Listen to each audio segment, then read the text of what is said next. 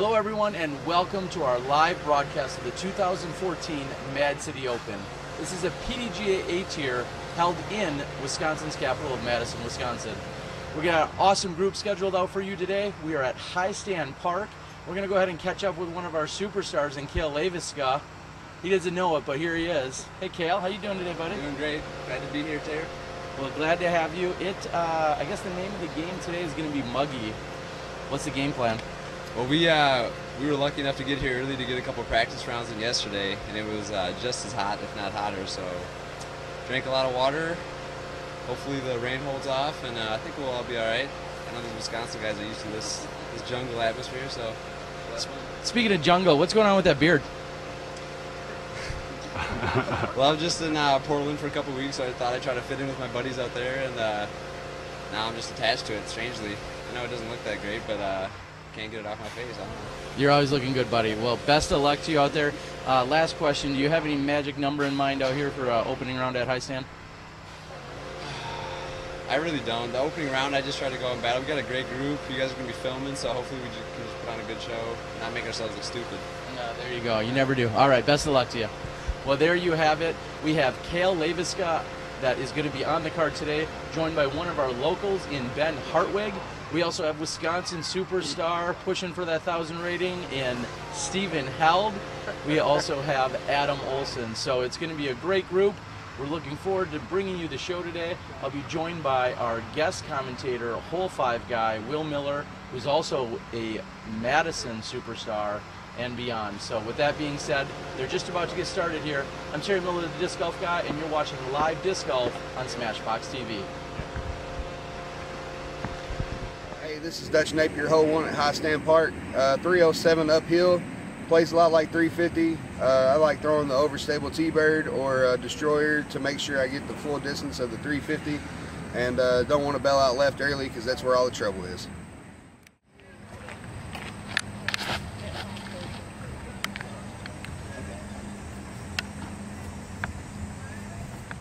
The tee.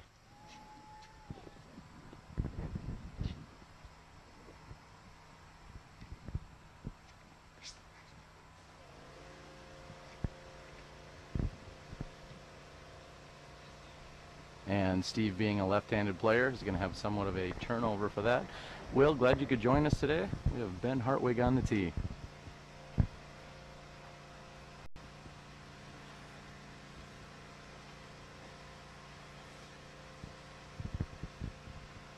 Now, this is a blind shot, Will. Does that appear to be a good shot out there? It might be a tad on the short side, but he'll have a putt at it for sure. Third to tee, Leiviska.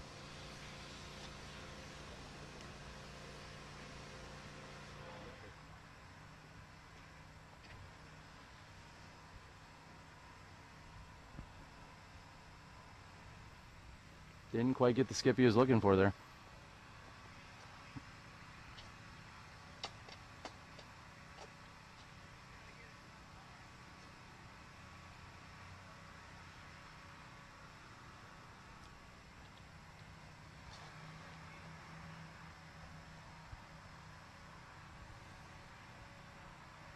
And Dutch Napier putting it out there. And we are off on hole 1. First and foremost,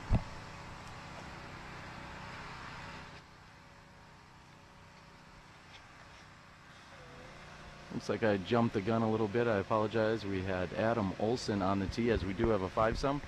And we are off on hole 1. And first and foremost, I'd like to welcome Will Miller, hole 5 guy, to the show. How are we doing today, Will? Doing pretty good. Glad to be here. Now, as I mentioned earlier, Will is a local superstar, has been traveling around, he went kind of on tour a few years ago, and now you've settled back into the, we'll say, the normal life? Pretty normal, as far as normal can be.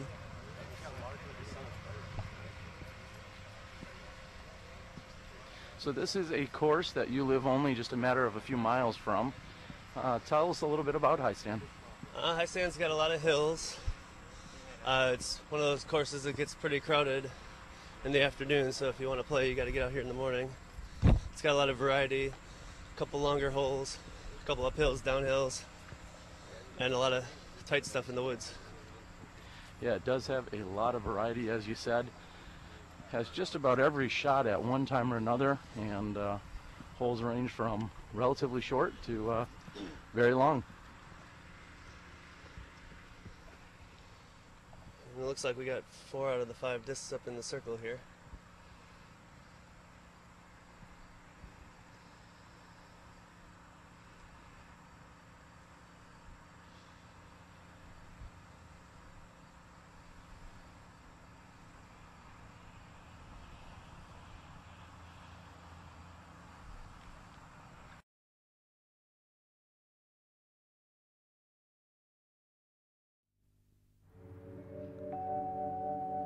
It's all about practice, preparation, and routine. Approaching the tee shot, I always line up my shot and check the wind direction. Always take into consideration the trees that are out there and the out of bounds that are marked off. I try to keep everything slow on my run up and build momentum as I get to the end of the tee pad.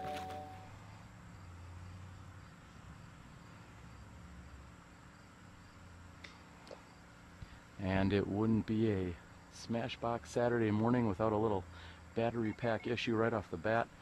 And we are back, and Cale Leiviska had made his birdie 2. Steve held just off the front of the basket. This is Adam Olson for his birdie 2.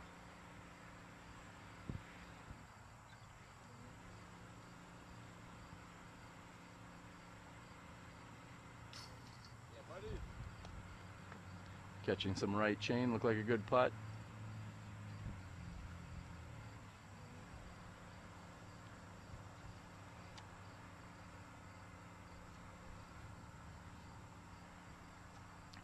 This is Ben Hartwig for his birdie opportunity.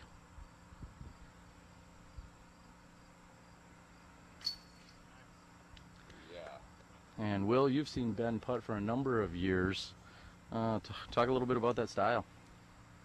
He kind of can putt from anywhere, and it just always looks the same. He just throws a straight line at the basket and just hyzers in at the end, and he can definitely make it rain when he's on. Very firm and steady, and good for birdie 2. Steve Held will be the sole competitor, taking a par 3 here. And just like that, we are done with hole 1. We have a short walk over to hole 2. Let's take a look. Hey, my name is Ben Hartwig. We're here at hole 2 at Heistand Park. Distance is about 350 feet. What I like to do is just go straight up the gut with a rock.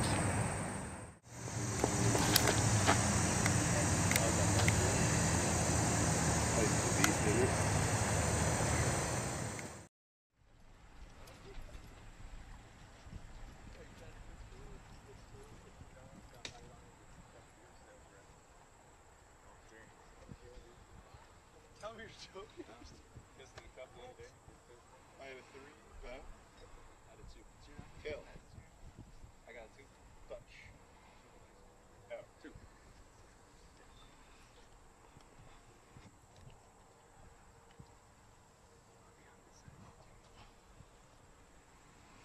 And with the birdie 2 on hole number 1, we have Ben Hartwig on the tee.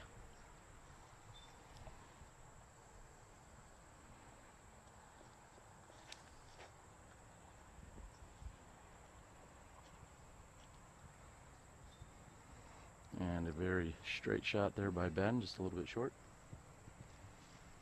It's a good looking shot. You could hear the snap coming off his hand.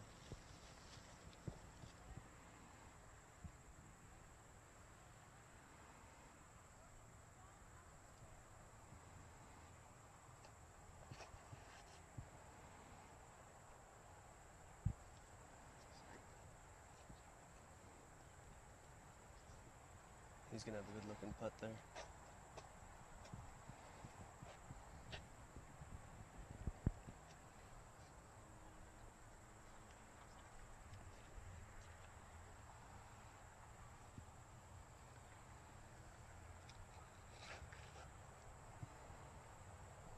And Dutch going right up the gut.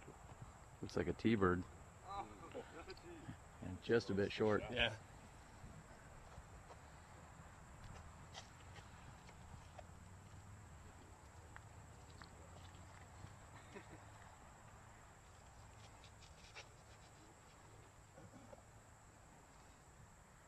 That could be trouble.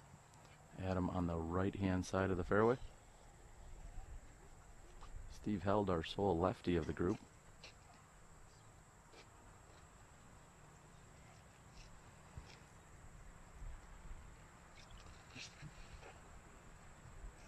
Turned it a little too much. That was some ricochet action and then some over there, Will. Yeah, he's going to be over there by Adam.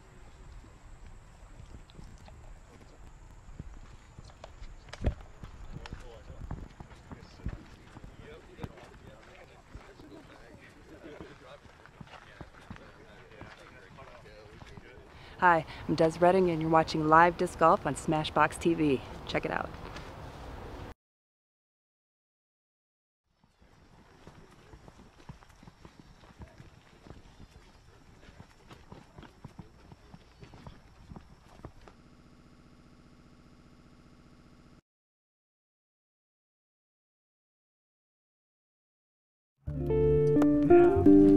Can't reach it like that. The most unstable one there. I can't reach it like that.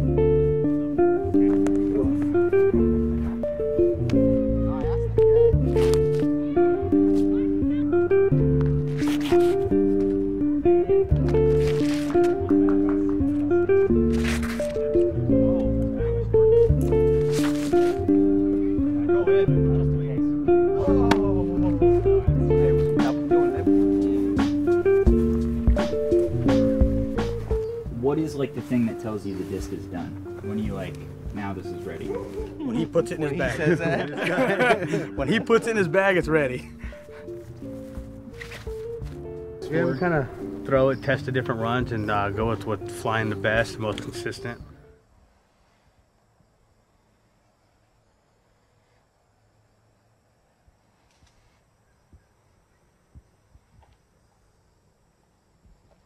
He's going to have a little bit of an obstructed putt from there.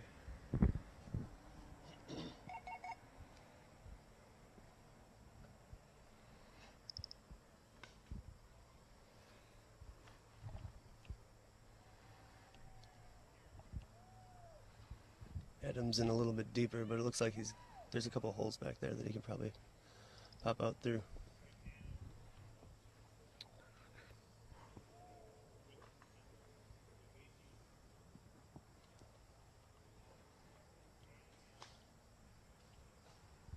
Oh, and he gets a good skip over the step over there.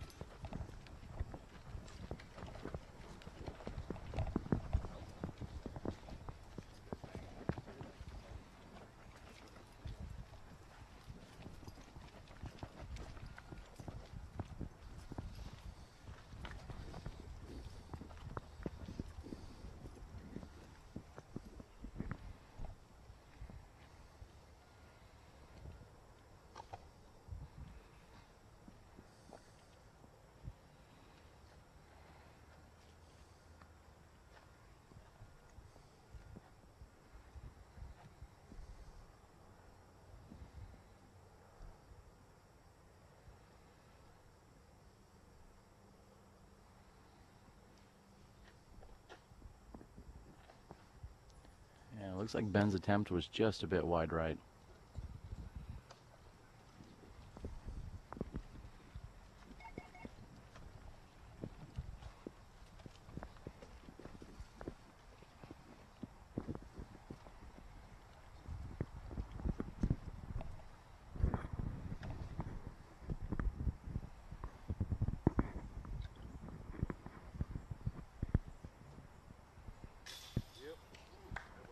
And making good from nearly 40 feet is Leiviska's birdie putt. Good way to get started here, wouldn't you say, Will? Yeah, he's got 2 putts outside the circle already.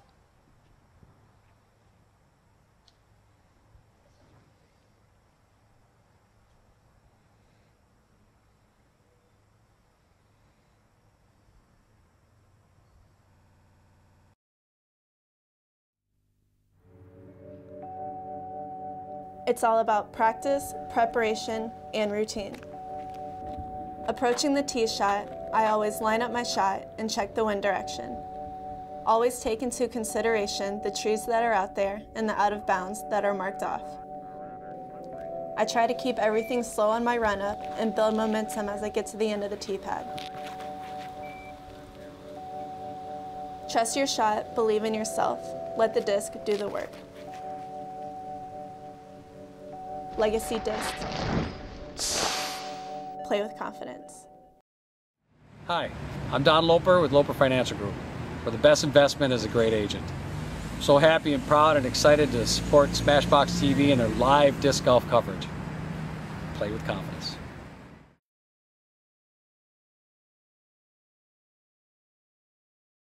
My name is Connor Wright. My PDGA number is 57322, and I've been playing for 2.5 years.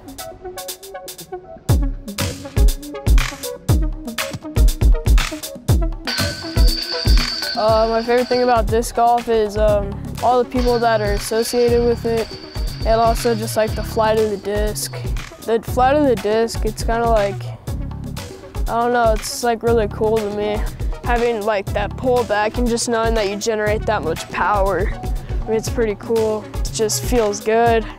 I mean, just kind of like, I don't know, it's something about it.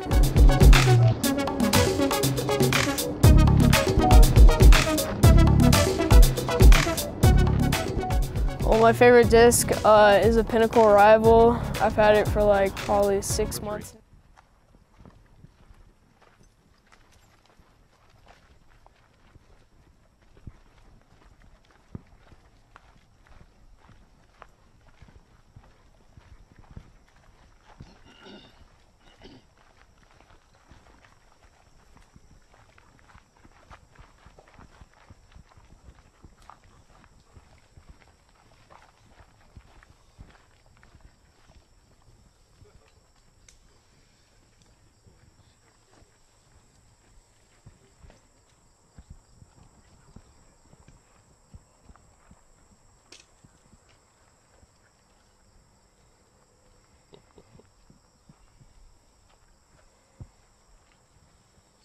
Got a 4, Ben. 3. Kale. 2. Dutch. 2, please. Adam. 3.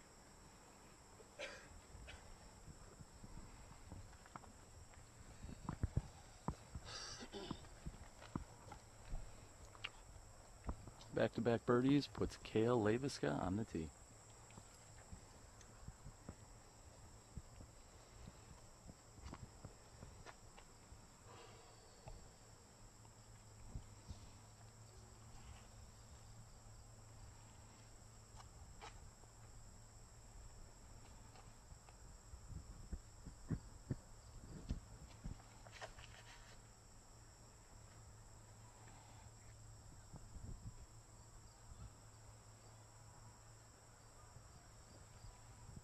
It's a nice shot. It's about 28 feet from the basket.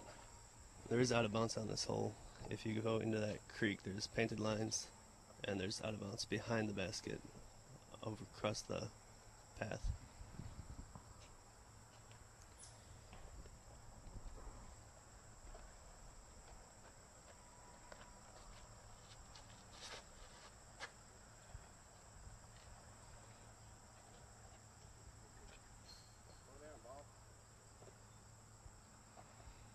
And just outside the circle, he's looking at about 45 feet.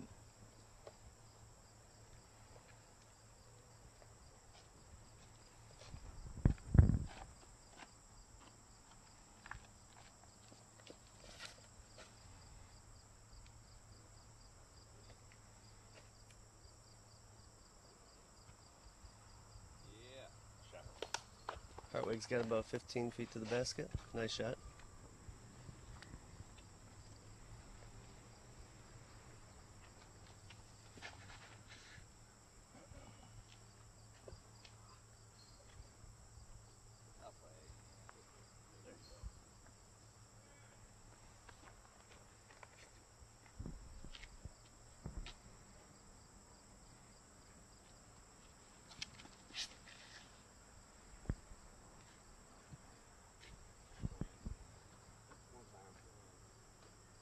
Oh, he hits the basket. And Steve Hell, ladies and gentlemen, trying to make up for that previous hole, comes in and hits the basket here on hole number 3. And for those that are watching at home and think Steve's shirt might not be on inside out, it's actually an iPod Extra Mini clipped there to the back of his neck.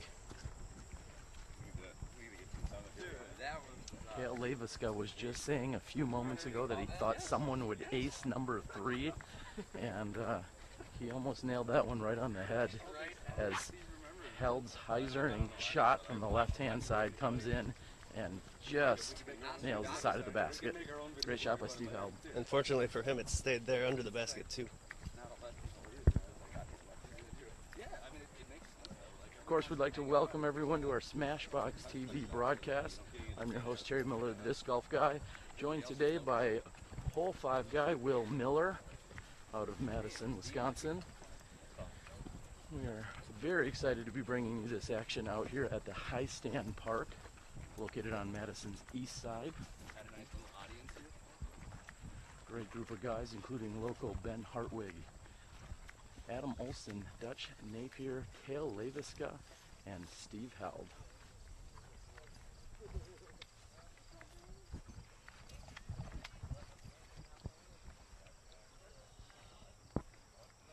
As Adam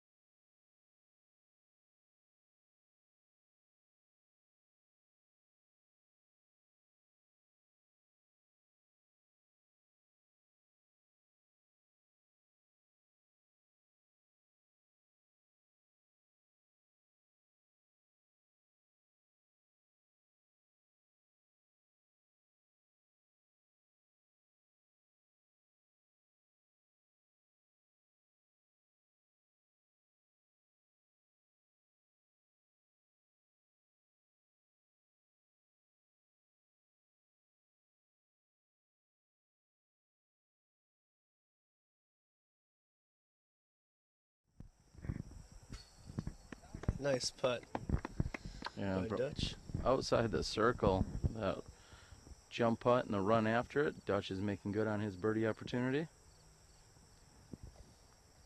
Just outside circle's edge is Adam Olson.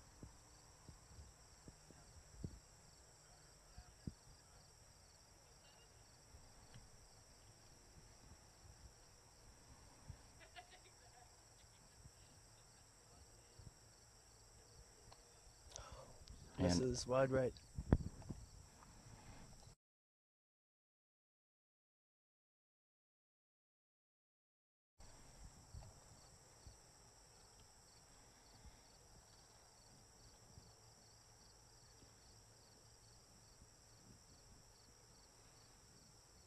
Next to putt, going for his 3rd birdie in a row to start the round, is Cale Leiviska.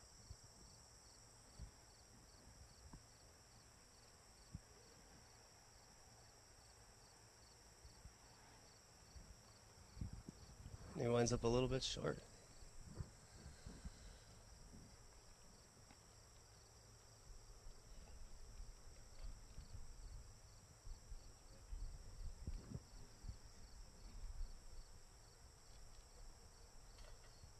Oh, he just barely trickles over the edge of the basket there for a 2.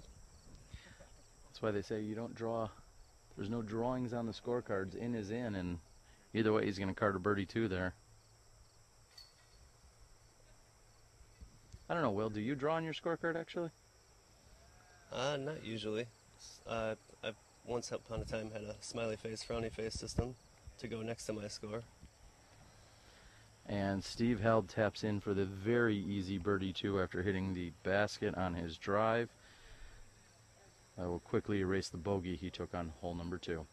So there you have it. That is hole number 3 out here at Heistand Park. We're working on any technical issues here for you, and we are going to take a look at hole number 4.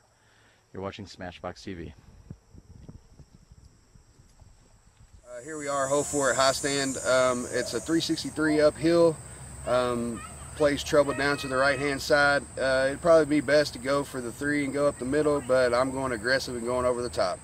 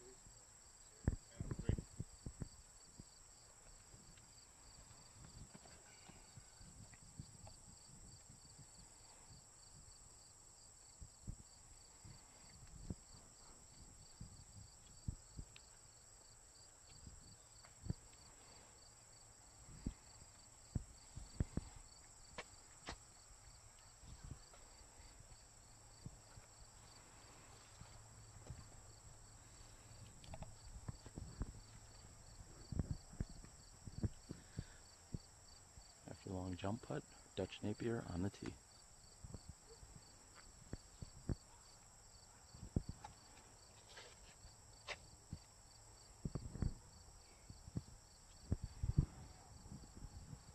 And that's the big wide route that you can take if you got a big enough arm to do it.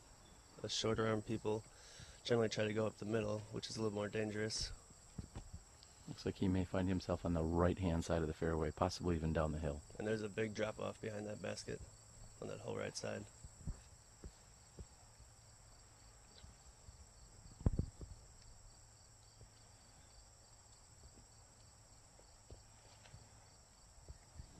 Hartwig's also going for the big route.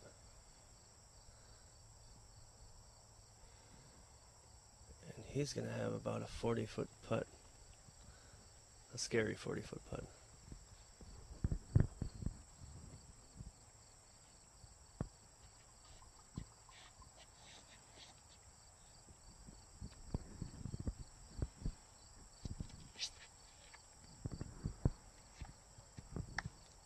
And Steve gets a favorable kick, as opposed to that kick he got on hole 2.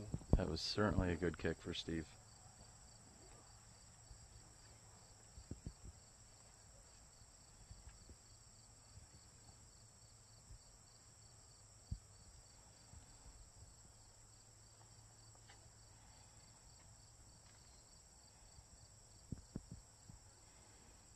And he'll be right in the middle of the fairway. Should be a layup for 3 from there, I would imagine.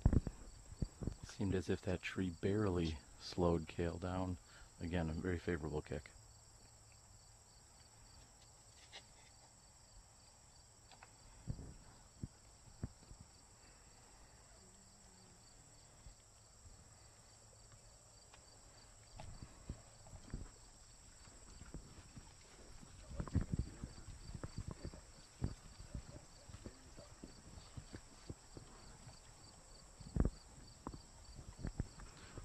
One of the unique features out here on this course is that there are short and long tees for every single hole, which gives you some variety out here at this Heistand course.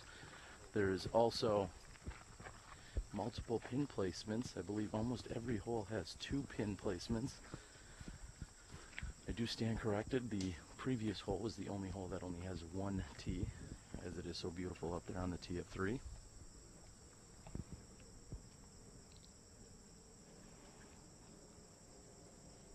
Adam's taking a run at this one.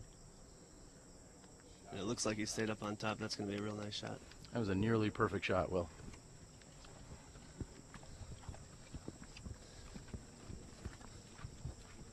And this tournament is the only time of the year that you will ever see this basket in this long position. It's kind of a treacherous downhill behind it. We actually have a rope in place to help players climb back up the hill. Why would you say that's the only time that they put it there? Is that simply for safety, or is that for some other reason? I think for safety mostly, and to speed the play maybe a little bit.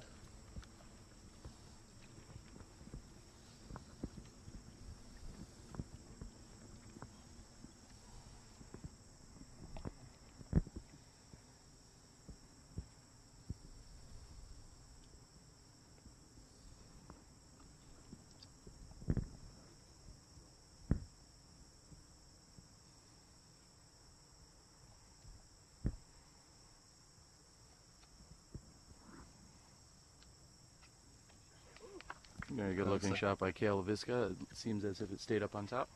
Looks like it.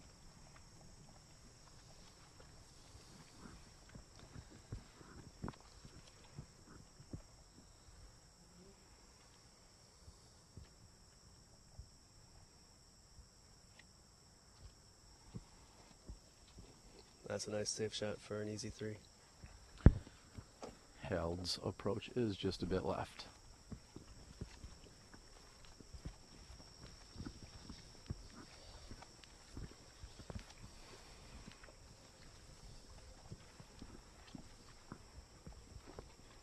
It looks as if Dutch might have gone down the hill here.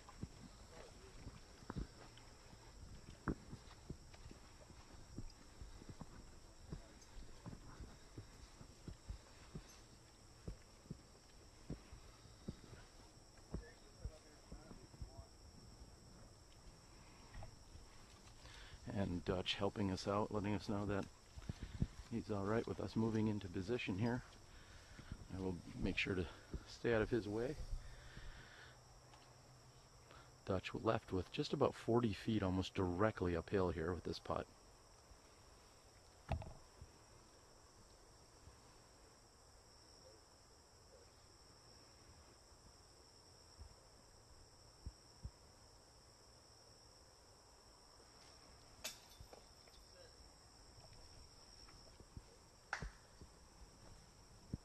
And it stayed close enough that he should be able to get that one in there. And Ben or Dutch? Where's Ben?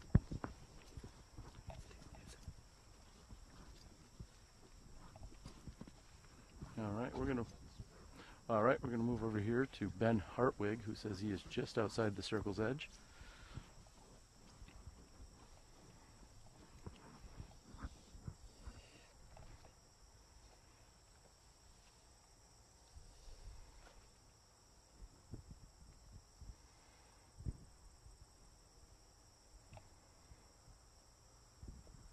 Ben might be a young player, but he's smart enough to know you don't go for that one unless you know you're going to make it.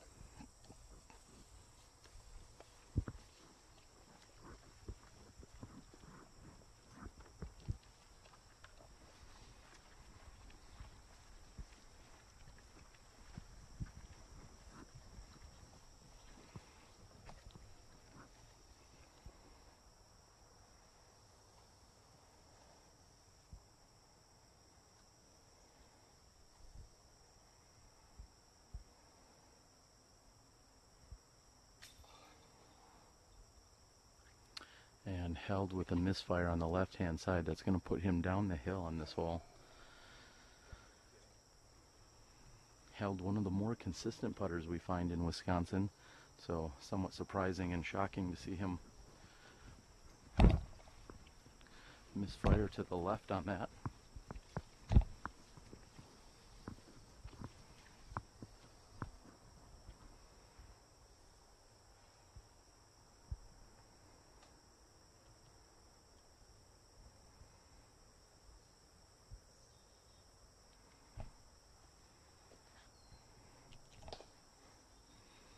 And his approach is back up onto the top. He's left with just 10 feet. There's the rope that Will was talking about earlier, making it easier for players to navigate back up this hillside.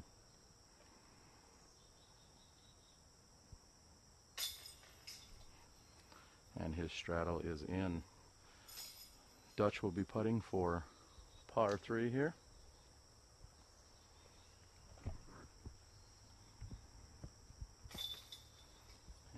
problem for Dutch.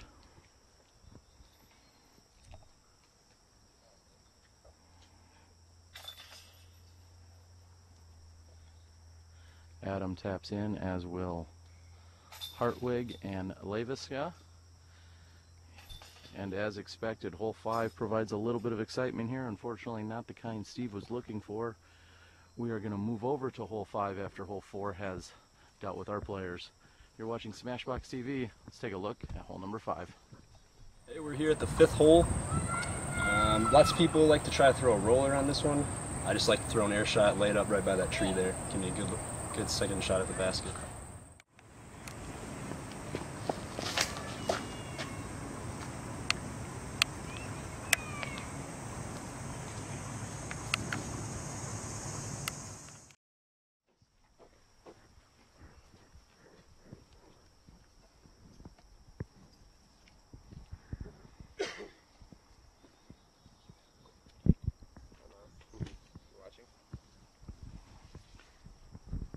With the shout out to his mom. We know she's out there watching. One of our biggest fans and loyal viewers. She's a gamer too. And she's a gamer, Kale tells us.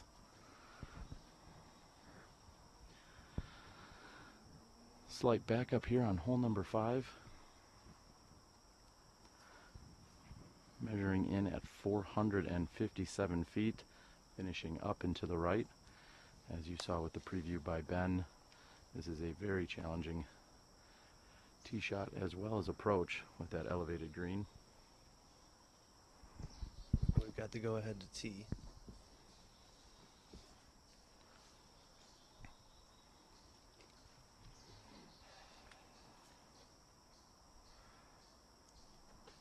Dutch Napier on the tee.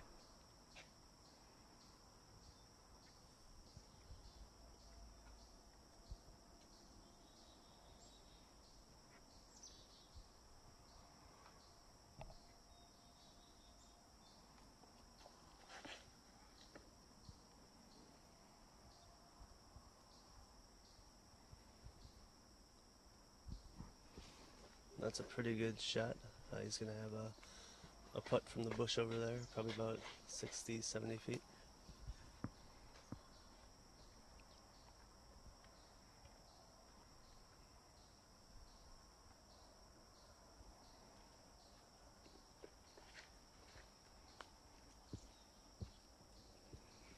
Ben looking for just a push a bit left. That's a good spot to be as well. He'll be happy with that.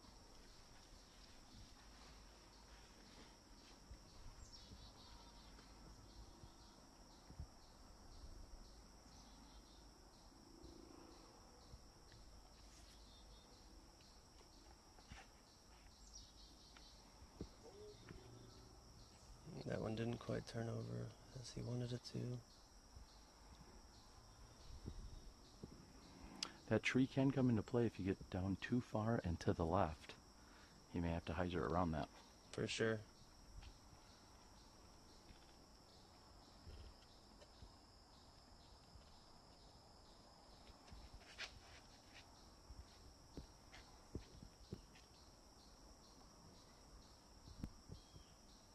That one might be a tad long of where you want to land to have an easy upshot.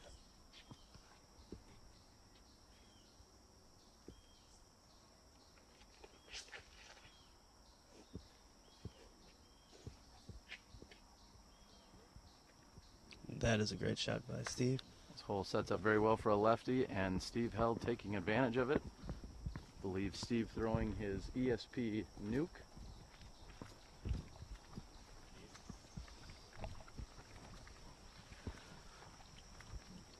We are here on hole number 5 at Heistand Park, and well, Will, your nickname is Hole 5 Guy. Now seems like an appropriate time for you to explain that to everybody. Well, I sponsor Hole 5 at Dresden Park in Milwaukee, and instead of just posting a sign that says I sponsored it, I posted a picture of myself without a shirt on and a very long beard and hair combed out, and people started pointing at me and calling me the guy from Hole 5. I've tamed it down a little bit since then. Well, that seems to make sense. Sometimes they say the most obvious answer is the best answer, and apparently that's it. Yeah, I'm surprised I have to explain it as much as I do.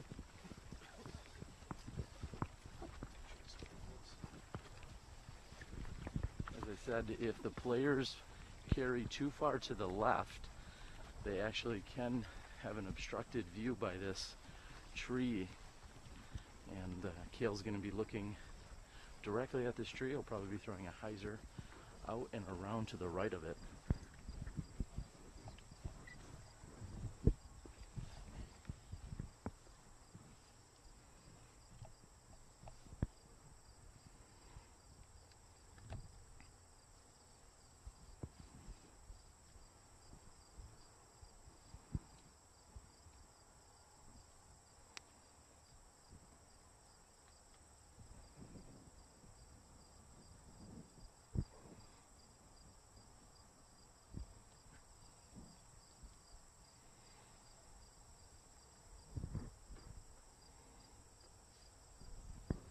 Seemed as if he had the right line, just got caught up by a few of the higher hanging branches over there.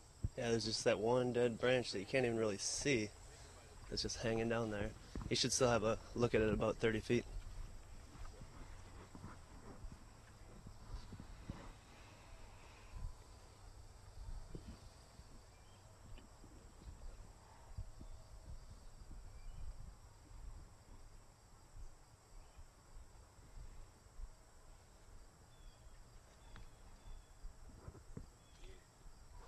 And Ben almost puts that in with a forehand, and he should be right under the basket.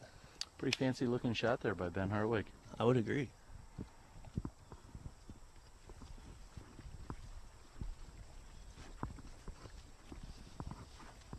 think Ben throws a zone for those kinds of shots.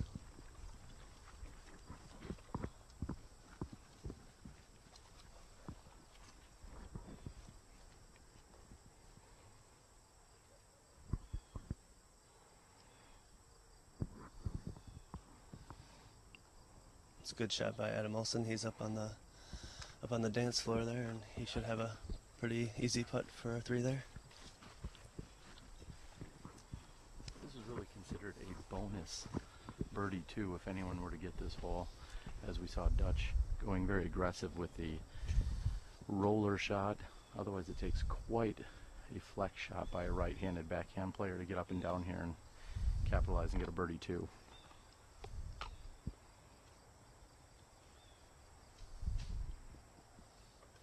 And Dutch is right up against the wall. That's probably like a 20-foot putt from there.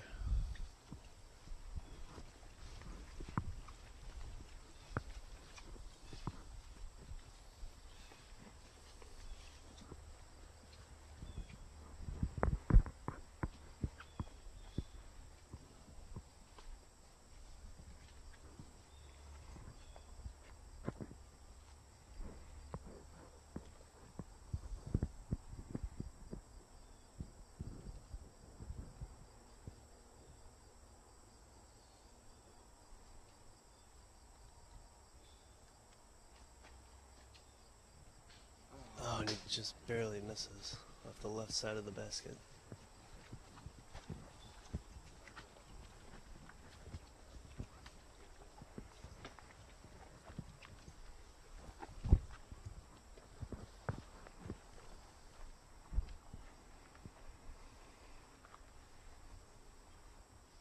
And Cale working with his footing here. Also making sure that distractions are clearing from the players moving over from hole 2 to hole 3.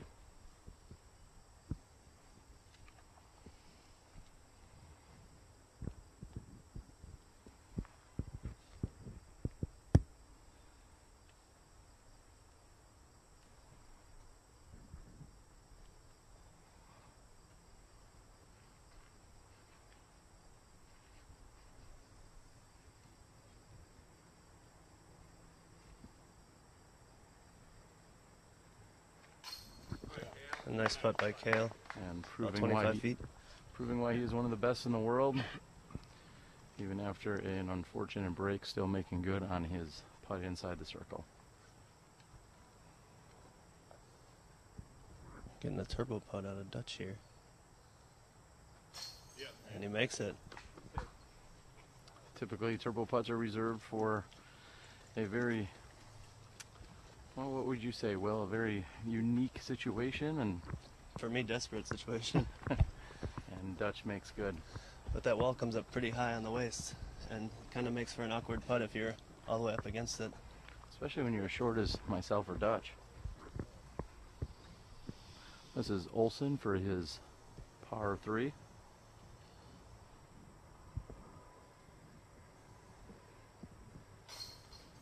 This is a good 3 to get.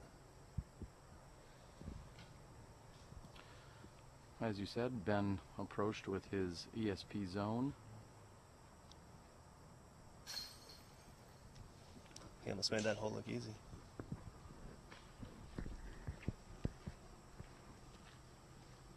And Steve held for the tap-in 3.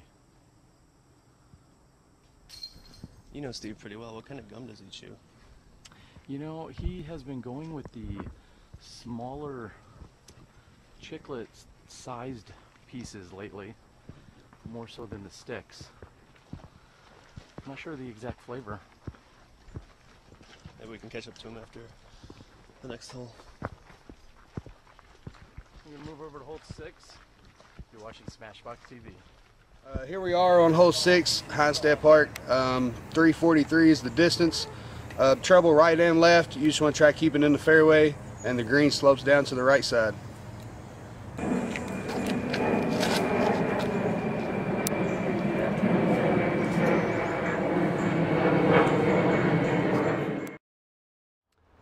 I'm Leiviska from Minnesota, and you're watching SmashBox TV, baby.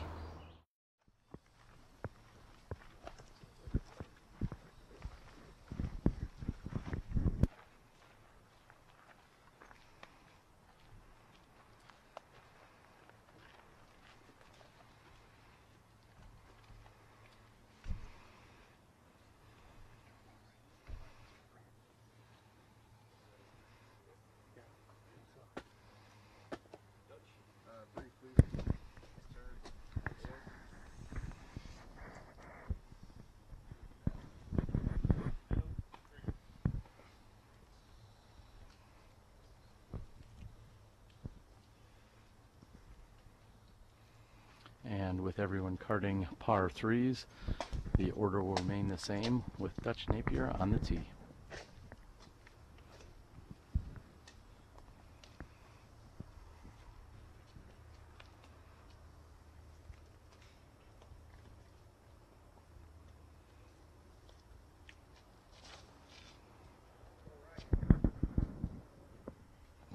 And it looks like he didn't quite turn that one over enough, but he's going to be down there with a long look at it.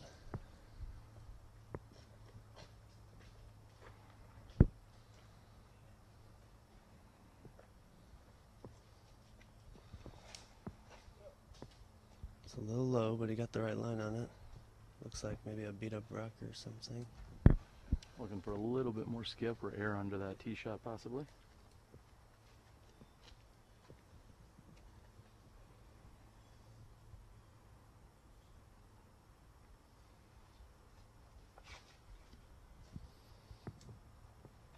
Cal getting his disc to turn nicely, and he should have about a 20-25 footer up there. Great shot by Leiviska.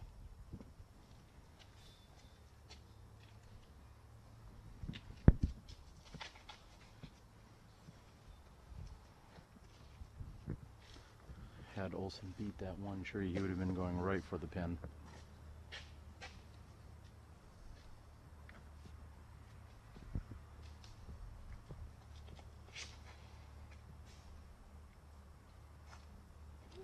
Held gets a beautiful turn on his disc, and he is parked.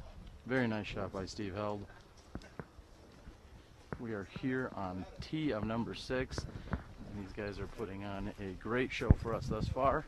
We hope that you're enjoying all of the live coverage brought to you here by SmashBox. Of course, we'd like to thank all of our supporting sponsors who have stepped up to help make all of our broadcasts possible, namely Legacy Discs out of Sylmar, California.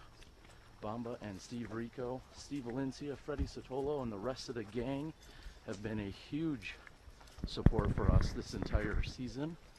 Of course, we'd like to thank our newest sponsor, Don Loper of Don Loper Financial, where he tells you that the best insurance is a great agent. And there is no doubt about that. If you need any financial advice or insurance need, please reach out to a fellow disc golfer in Don Loper. Of course, we'd like to thank Miles Parkhill at Paragon Disc Golf. Miles is a huge supporter of everything we've been doing this year, and he would like to help your club or tournament with any of your disc golf needs. Again, that's Miles Parkhill at Paragon Disc Golf.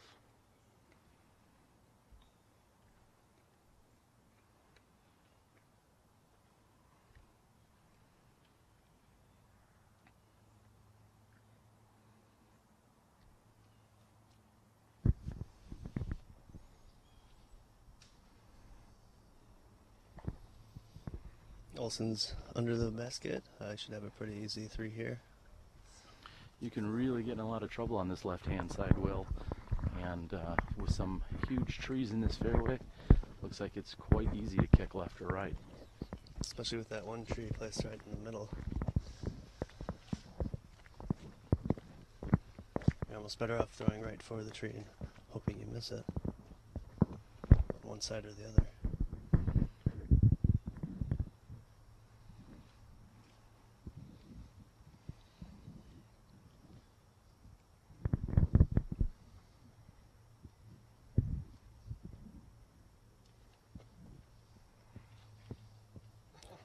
Dutch with a great looking putt.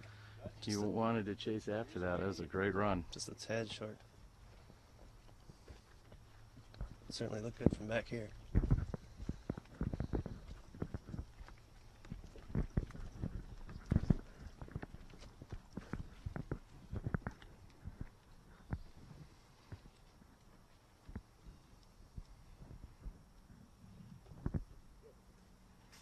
So close. He's taking a lot of long runs here. He's going to get one pretty soon.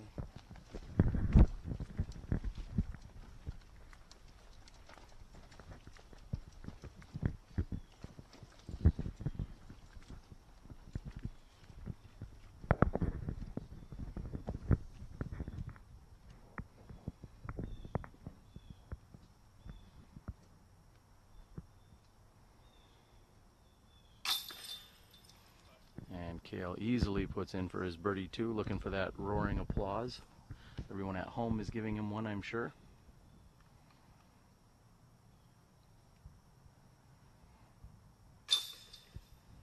And Ben makes good on his par. Dutch will be left with less than 15 feet for his par as well, throwing his patented pumpkin putters.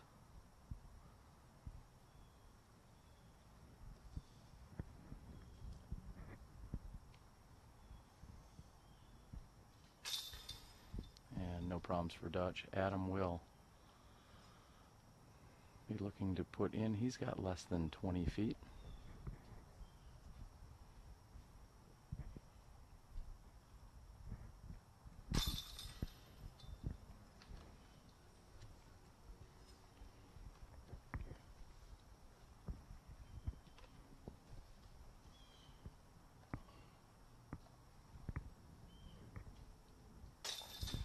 And Steve held back on track with a birdie 2 here on hole number 6. Let's move over, take a look at hole number 7. Here we are on hole 7. It's kind of a straight shot, optilusional, I guess, and I try to play the forehand flex shot. The basket placed just to the right side of the green, and it also goes down slope afterwards.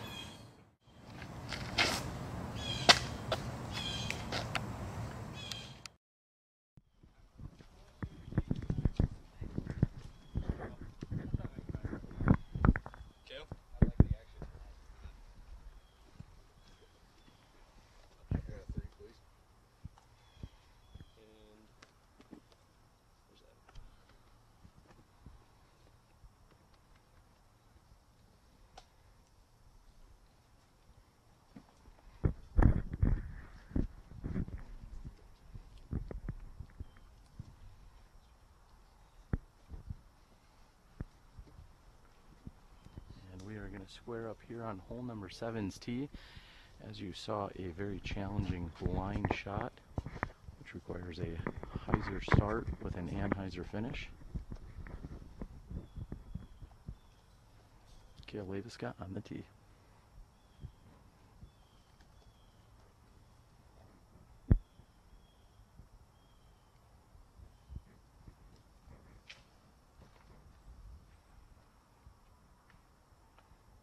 And if Cale could just get that to go a little straighter, he may have been down there putting. He may have a downhill putt from the upper shelf.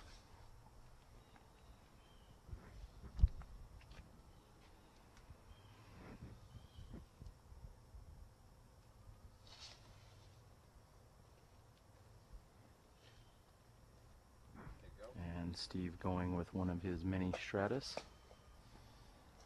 Strat-eye. You have something in your eye, you said? Strat-eye.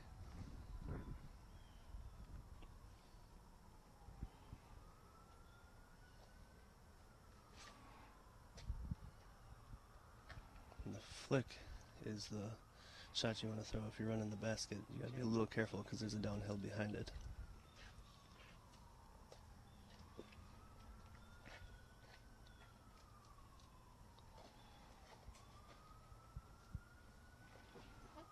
And if that can filter through, he's going to have a good looking shot. It's just a matter if that filters through some of the trees or not. Yeah, unfortunately on this hole, the line is basically throwing into that batch of trees and hoping you don't hit one of them. There's a safe route you can play a little tighter, and then you have about a 30-40 foot downhill putt.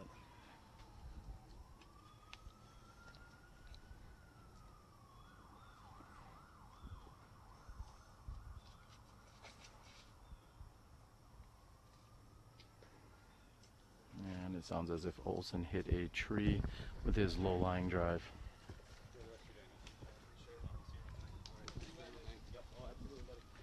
And taking off in the red shirt a moment ago, a birthday boy, Nick Lelm, who's been one of the hardest working members here of this 2014 Mad City Open staff.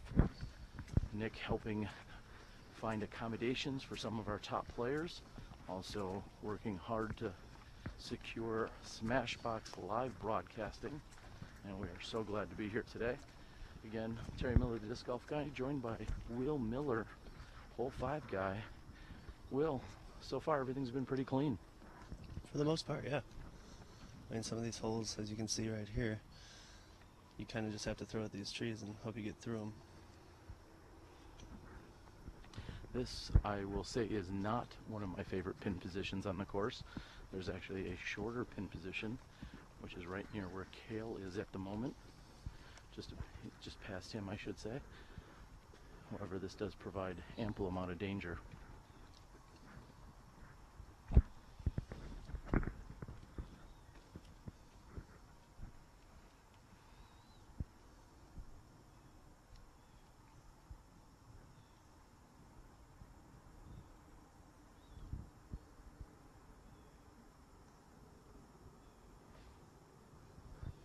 Safe approach, good shot. The layup seemed pretty much to be his only option here with the angle, not only of the release, but also the angle of the slope behind the basket. Yeah, if you're not careful on this hole, you're going to wind up in one of the neighbors' yards. Here is the shorter pin position that I had just referenced.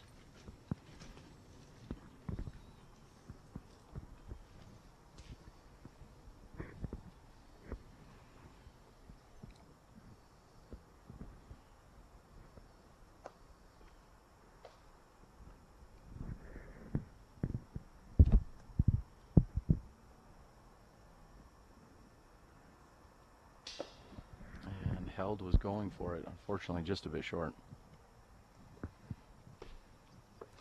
Was he thinking about the backdrop behind him on that shot, Will?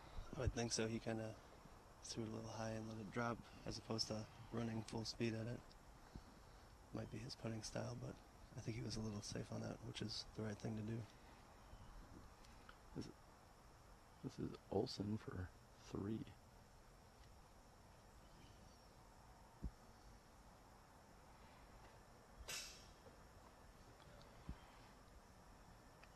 And that fell down. It should be a makeable putt for him.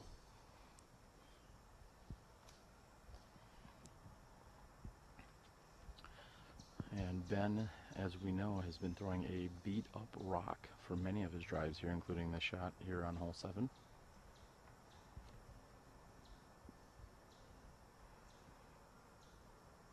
Very nice putt by Ben. 32s are certainly not unheard of here. However, I would not say it's a common situation. And Dutch taps in very easily with that forehand.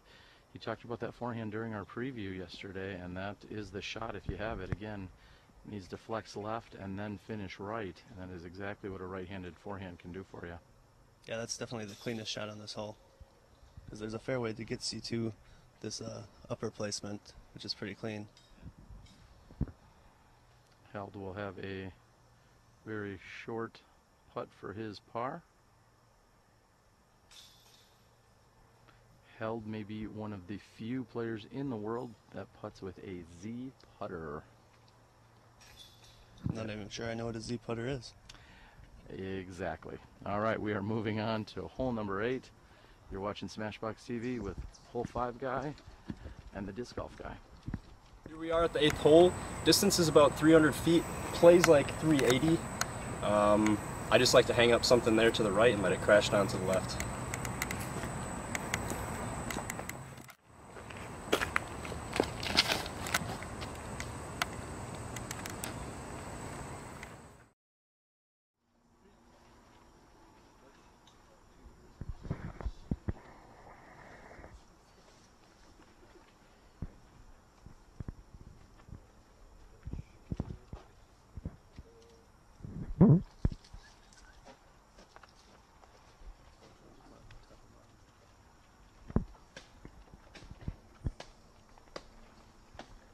Dutch cleaning off his feet here on the tee as it's gotten a little bit of moist and muddy out here.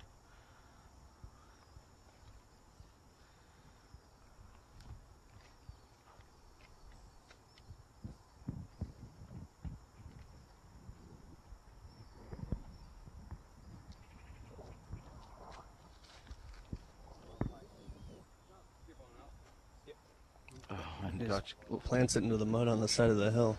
As I was just saying, it's a little moist out here, and unfortunately Dutch getting no skip on that whatsoever. That's normally the spot where your disc will skip up over the top of the hill.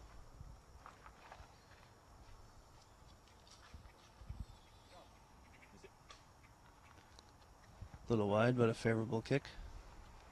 He'll have a long uphill putt.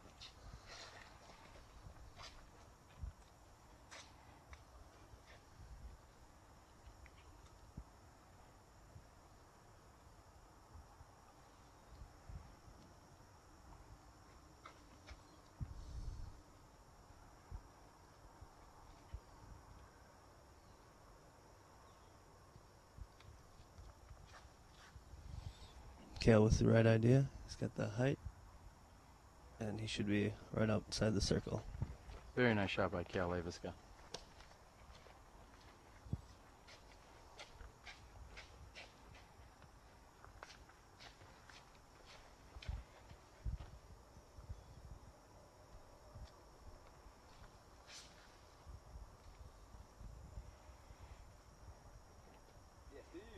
And another favorable skip. Very nice kick, or skip I should say, by Steve Held.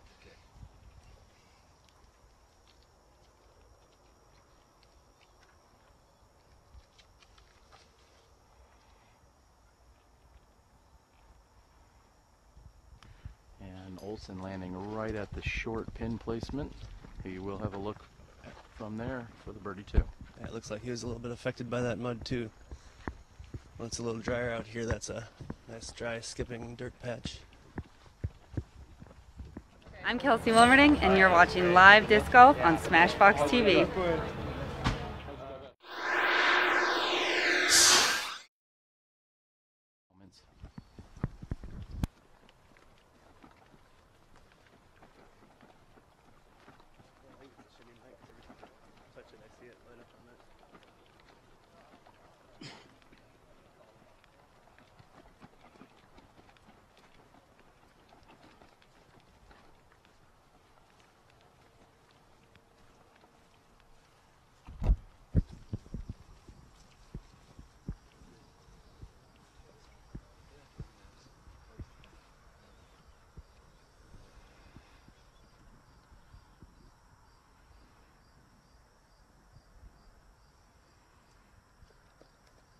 up there. And Ben's birdie opportunity is just a bit short and left.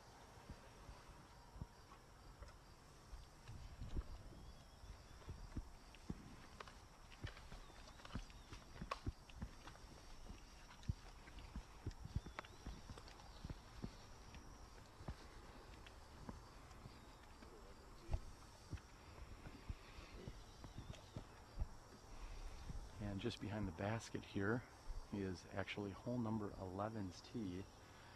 We see Keith Warren, the lefty from Stevens Point, Wisconsin, one of the top 10 finishers at the 2004 Worlds in Iowa.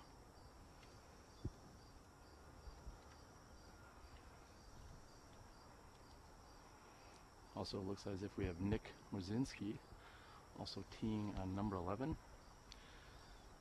Players getting a little reprieve here from the Legacy Disc tent. Again, Legacy being a huge supporter and sponsor of all of our SmashBoxxTV broadcasts, and also a title sponsor of the Wisconsin Tour.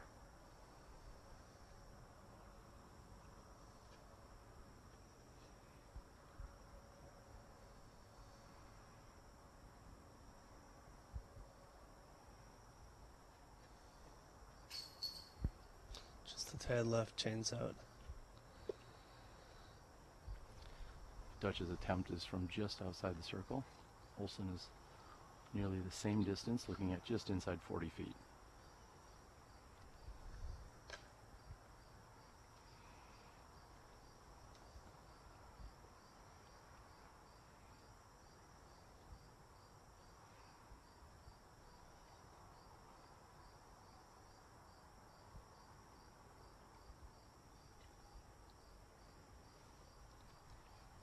Olson's attempt is wide right.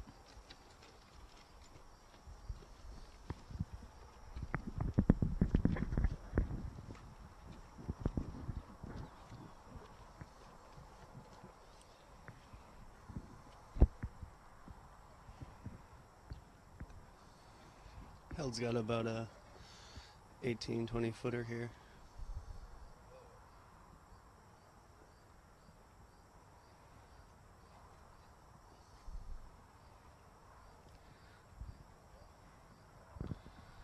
Looks like Steve is standing down to the players that are coming down the fairway here on hole number 10.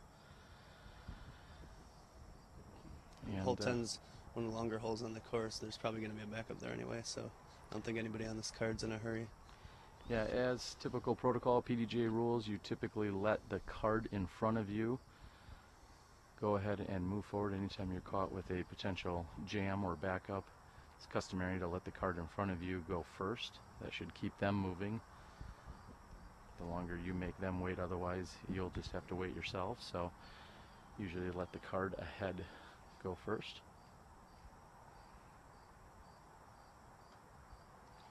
And we are excited to have a gallery out here that is formed and taking in the action here on a very, very humid Saturday morning. It's got to be pushing 90 to 95% humidity out here.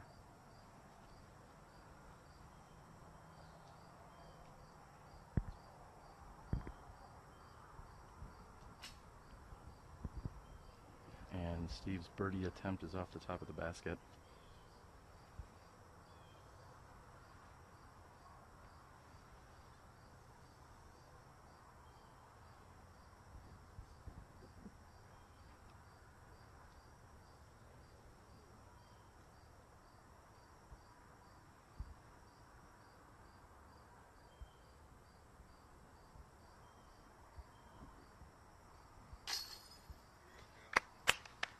Making good with the straddle putt is Leiviska.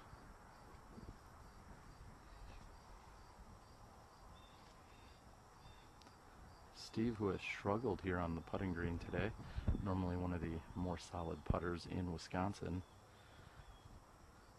I know he's also a loyal Smashbox viewer. We're going to grab his putt. And in just a few moments we will stand down as we move over to hole number 9. We'll see if these gentlemen can tap in.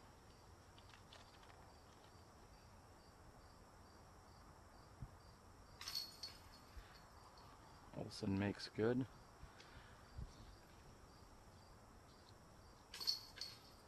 Dutch is good, as will Hartwig. We're going to move over behind the basket on hole number 9. You're watching SmashBoxxTV. We'll be back in a few moments. Here we are, hole 9. It's 271 uphill. Probably don't play near as far. It is kind of a squirrely hole. You can play it a few different ways, but a birdie is definitely a bonus on this one. Myself, I try to go forehand through the thin gap.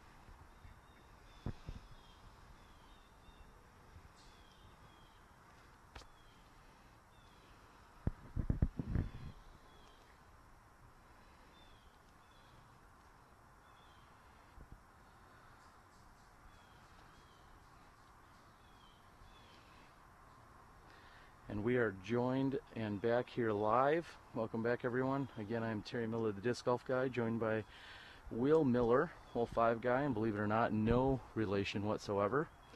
Even both with last names of Miller or Guy. Will, we're seeing some pretty good golf on your home course. These players are almost halfway through. And Leiviska is bogey free, and he has a number of birdies. What do you think so far? Kale's looked really solid today. I think he missed maybe one putt that he would like to have, but he's had some long ones and some good drives. And here on hole 9, he's going to throw the Anheuser driver, I believe. You can pretty much throw any shot here. People tend to have different preferences. I throw a forehand roller. I see a lot of backhand rollers. I think Dutch is going to forehand through the tight gap here, which is a very scary shot if you miss it. And he's clean. He'll have a pretty easy upshot for 3 from there. Yeah, that is a lot of risk. I was speaking with Dutch yesterday in doing our whole previews, and that is simply a lot of risk for not a lot of return. So I'm kind of shocked that Dutch does that, as Ben catches a tree on the left-hand side and kicks straight down to the right. Steve Held is left-handed. Does this really set up any better for a lefty than a righty? I don't think it sets up well for anybody. All right. And it's kind of an odd placement for the tee. But, I mean, there's a Anheuser shot there that you can get up under this basket for a righty. It's just kind of a tight shot.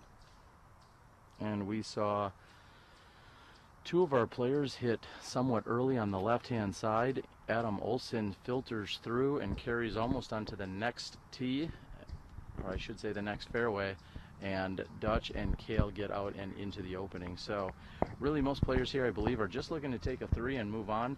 However, it is very tempting to get aggressive here and go after that birdie too. But it's really not that long of a hole. It's definitely gettable. It's just a matter of how much risk you're willing to put out there for this too. And as we are seeing here with the players that have kicked down to the left, or I should say their right, Ben and Steve, if you take a big risk and you get put into this woods, you very well may be rewarded with a bogey 4. And then with that tight gap that Dutch took, if you hit that tree and kick right, you can be all the way down up against the fence down there, and it's not pretty. It's easily turned into a 5 trying to get out of there.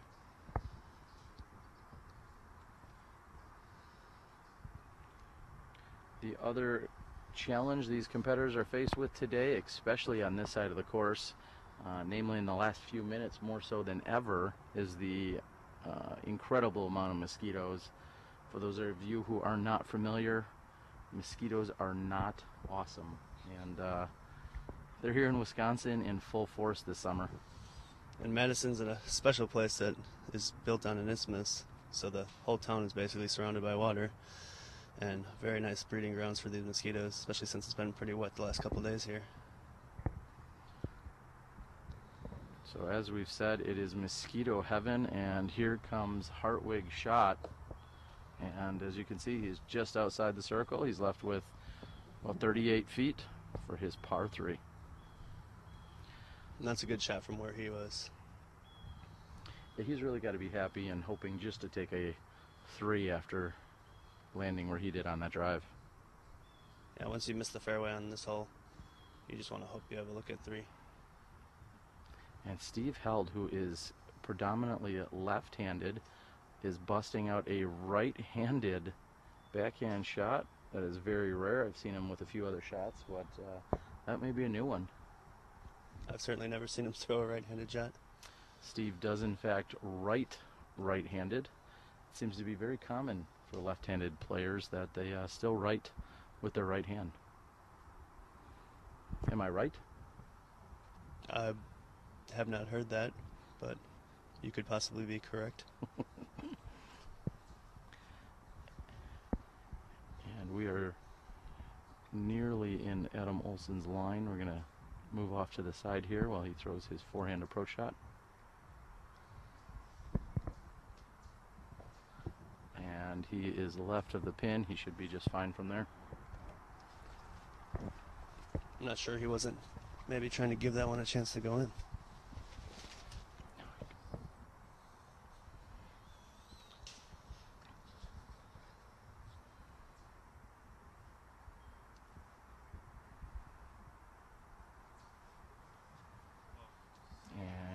Dutch has a very nice shot, which lands just a few feet past the pin.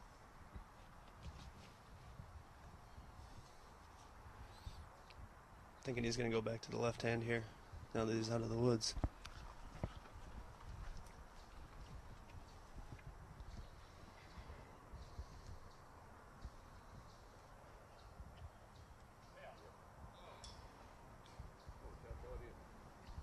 Steve grabbing a little bit of metal there on the pole. Unfortunately not high enough. He's going to have to settle for a bogey 4.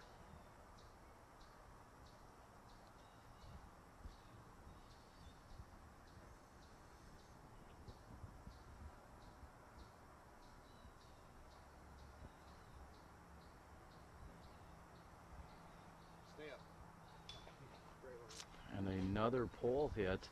Leiviska just a bit low. We'd like to thank everyone out there that is providing us with some feedback and information, trying to make the best possible broadcast we can here for you guys today on SmashBoxxTV. We'll see if we can turn up the audio gains so that we can give you guys a little bit more volume. This is Ben Hartwig for par 3.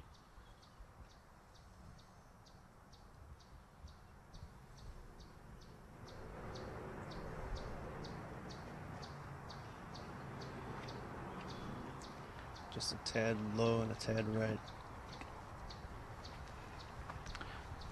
However, he was not a tadpole, you would say, since he hit basket. I don't even think it's the season. But had he hit the pole, yeah, he would have been a tad. Never mind. All right, Dutch Napier taps in. Right over my head. Adam will tap in. He's going to have to be happy with a 3. Ben Hartwig, as you said, went just a bit long. Steve will tap in. We are halfway through our round here at Heistand Park. We hope you're enjoying the coverage. And Ben with a slight mental lapse here and missing a short one. And Leiviska will put in. It's a little bit of a walk from hole number 9's basket to 10's tee. Again, you're watching live SmashBoxxTV. I'm Terry Miller, Disc Golf Guy, and we'll be back with you in just a few moments.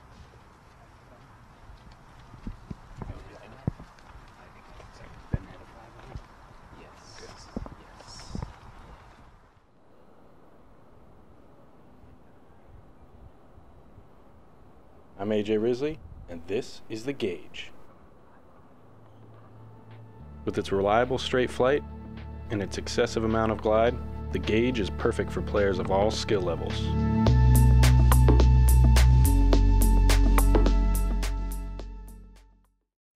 Hi, I'm Don Loper with Loper Financial Group, where the best investment is a great agent. I'm so happy and proud and excited to support SmashBoxxTV and their live disc golf coverage. Play with confidence.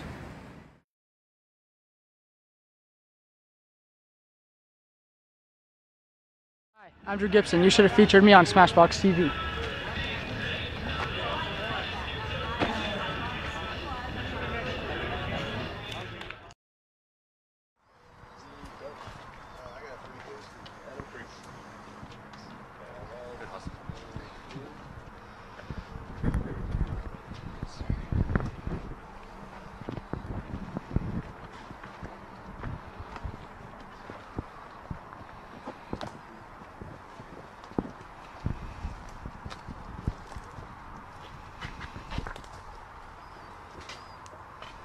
And one of the most beautiful holes you'll find in all of Wisconsin disc golf, hole 10 at Heistand Park.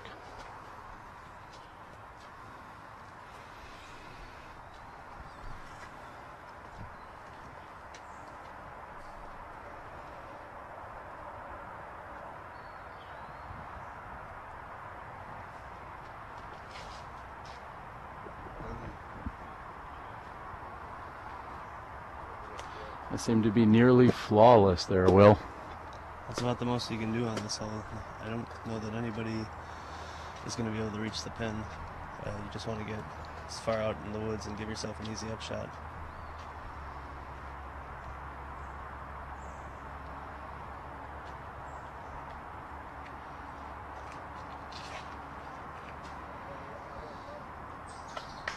And he's in a good spot there too after catching an early tree. A little bit of cabbage. He's still in the center of the fairway. Not a bad place to be. You can get a lot of trouble on this hole. Just want to be in the fairway.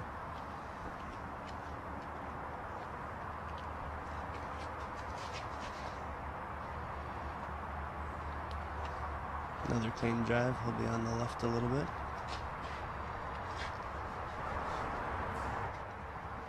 And again, another mic adjustment for you at home.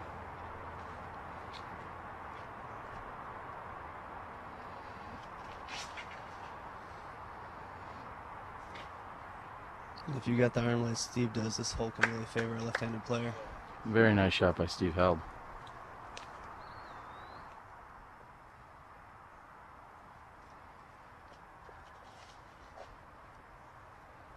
That's a beautiful shot too.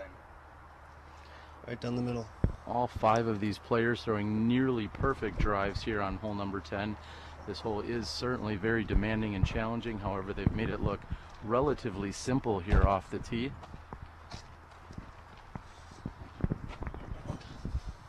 Get back to the other side.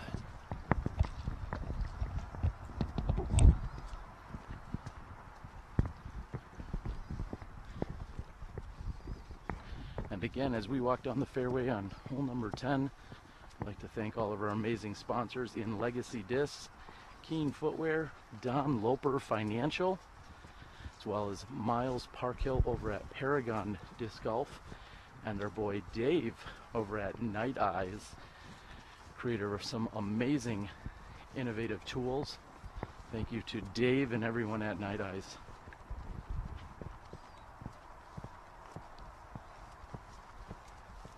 And many of you have already seen today our leaderboard coverage brought to you by our friends up at Sandy Point Resort and Disc Golf Ranch. That's Mike and Michelle Cousins in northern Wisconsin, located just 12 miles west of Minocqua.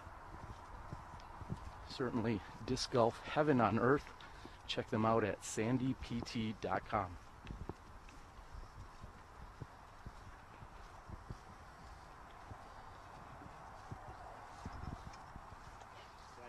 Pull it out. Yeah, I was just marking it so you can see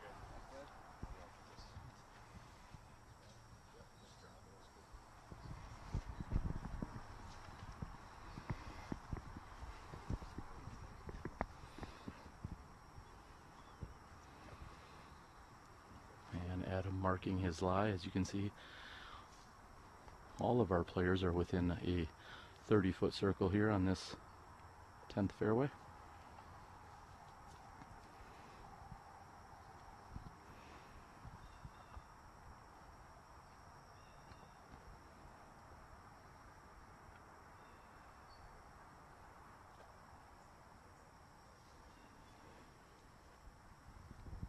Be a tad short and right, but he'll have a putt at it. He will have an uphill putt, which may work to his advantage.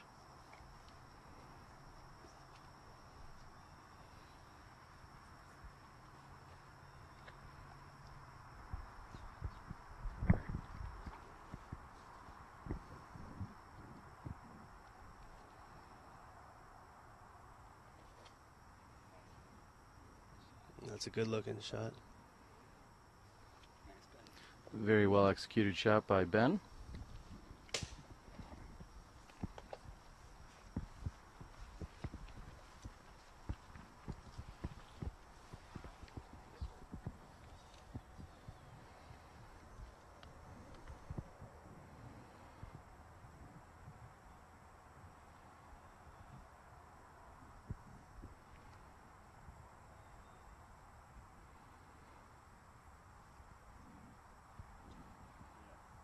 That's a real good looking up shot. He should be right under the basket.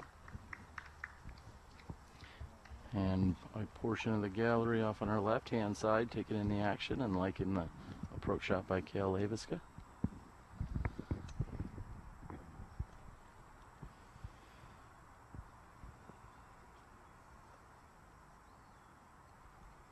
Yeah, Dutch. And Dutch also throwing a very nice looking shot. Steve Held getting the full flight of the disc, throwing that lefty turnover, letting it then finish. He gets the furthest drive in the group.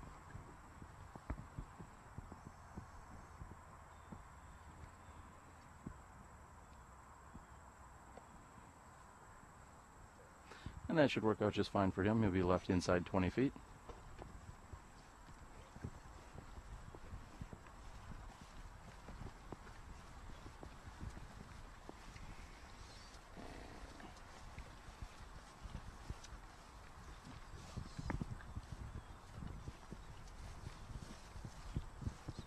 Do you perhaps know what Steve listens to on that iPod mini of his? I believe that it's a mixture. He has shared with me in the past it is a mixture of various songs. Maybe we can catch up with him in a little while. I always wonder about the players that use the headphones, whether they have different mixes for different situations, or... I do know that he does, based on his mood and how the round may be going. I've heard him say that he's sometimes looking to get pumped up. So various players have, you know, different motivations that get them going, and you'll see commonly players wearing earbuds that may be playing some kind of their favorite music. Sometimes they're simply wearing earbuds to block out other sound that's going on, and they may not have anything playing. Either way, Steve is left with just inside 30 feet.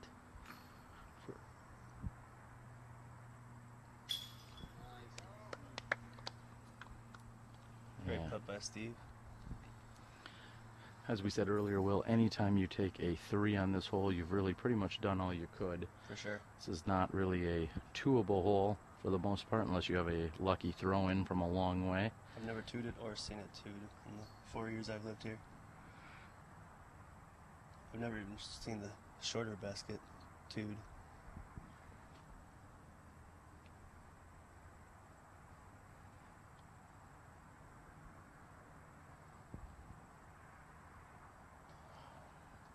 And Olson's attempt is short and left, just kissing off the front side of the basket. Seems to be having a little trouble getting that putt honed in today. And Ben may be faced with a very, well, very interesting looking line at the basket. Yeah, it looks like he's going to have to go through that tree.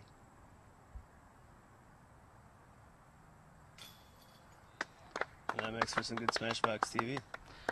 Very nice putt by Ben Hartwig, Madison professional. Dutch will be tapping in for a very easy 3, which is the good kind here on this hole, as does Cale. We are a little more than halfway through our morning round. This is the PDGA A-Tier, the 2014 Mad City Open. We are here at Heistand Park on Madison's east side, and we are glad to be bringing you the action today here on SmashBoxxTV. As our friends at Legacy always tell you, play with confidence. Here we are, hole 11, 300 foot downhill, place 270 probably.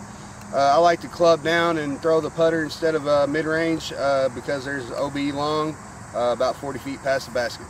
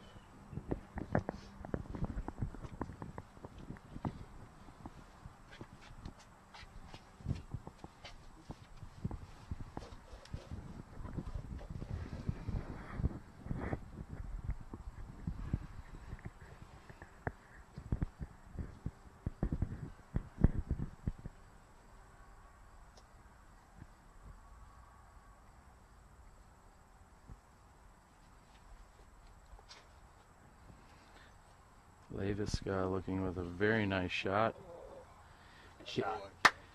Beauty. Cale still looking for that first SmashBoxxTV live ace. He may have even gone a tad long on that one, depending on how far it skipped.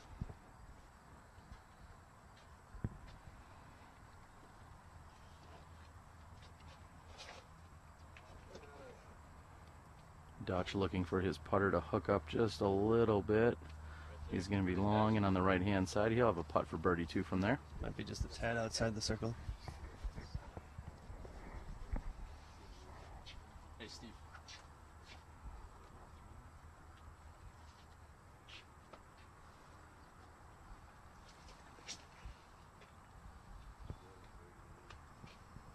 Steve looking for this to hook up just a little bit and slow down.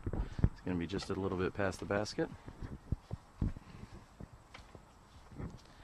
Ben Hartwig with a beat rock here on the tee.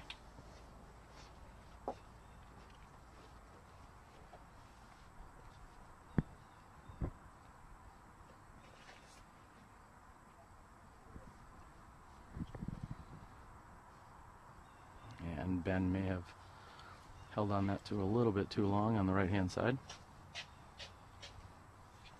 Last to tee, Adam Olson.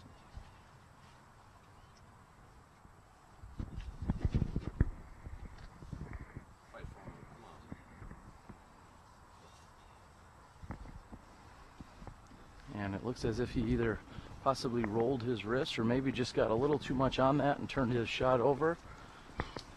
Here on the tee, Adam looking to get on track here. He's played a little bit out of his normal potential. We'll see as we're just about halfway through. We'll see if Adam can pick it up in the second half. And this is where you really need to turn it on after hole 9 and 10 give you a little bit of trouble. There's a lot of birdies that can be had here. I would say that hole 11 here probably tends to be the easiest of the long tees on the course.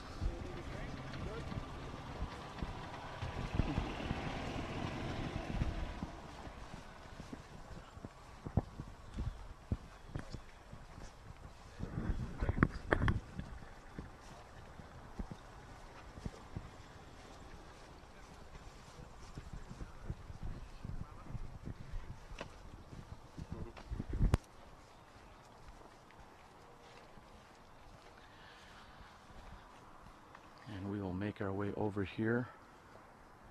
Looks as if Ben Hartwig, he did actually get hung up on this right hand side. We've gone past him. He's just looking to pitch out of this area on the right hand side of the fairway.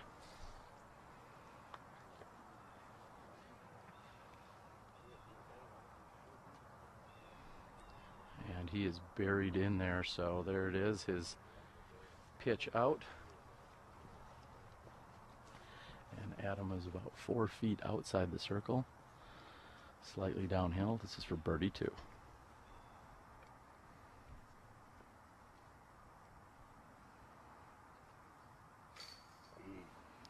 Oh, and simply slicing straight through the chains. That is a bad break. He was coming in with a hyzer putt, and on occasion, if it comes in at just the right angle, or wrong angle in this case, it could slip right through the chains as Adam's putt just did. You can't be too upset. That was a good looking putt. Unfortunately, just caught a bad break here. And from behind the basket and buried inside this bush, looks like we may see another turbo here. Steve held the lefty, going with a right-handed turbo putt. And just off the right side of the basket. You think Steve planned on throwing this many right-handed shots today? I do not, and unfortunately, just like whenever you see me throwing a forehand, you know that I'm in a world of trouble. And Steve has found himself off the fairway, and that's what will happen. Looks like Leiviska is going to be again directly behind the basket. A little less than 30 feet, maybe 22 to 25 feet at most. He's going to get his plant foot in there and have a straddle putt out to the right-hand side. I'm going to count on Cale Leiviska putting this in for birdie 2. So I'm not really sure, but does Cale have a disc golf nickname, as some of the great players do? You know, that's a great question. Maybe some of our audience could chime in with that. Some may call him the Minnesota boy. I'm voting for Superfood. It's not spelled the same, but... Also, Mr. Airborne, as Cale has developed a very cool shop in the Twin Cities area along with his partner. And Dutch will take a 2 there. Dutch making it look easy. Wasn't thrilled with his tee shot, however, it looks like it worked out just fine. Hartwig saving a 3, I believe. That is correct, after he had to punch out from the right-hand side. And held left with less than 10 feet.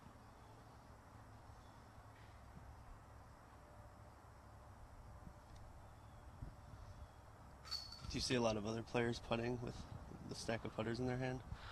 Sometimes you'll find that. I know Chris Heron, a local to the Madison area, or general area I should say, native, commonly has another putter in his hand. Sometimes you'll see even the likes of Scotty Too Hottie Bertard in Wisconsin doing that. And most notably, our 2014 Women's World Champion, Katrina Allen, frequently has another putter in her hand. So as they say, you should practice what you're going to do in the tournament, and if that's with extra putters in your hand, then so be it. And Chris Heron's won this tournament at least once. I'm not sure if he's won it twice. Well, for now, we're going to take a look, and we're going to move over to hole number 12. Here we are on hole 12, downhill that breaks to the right. I like to throw a low skipping forehand shot.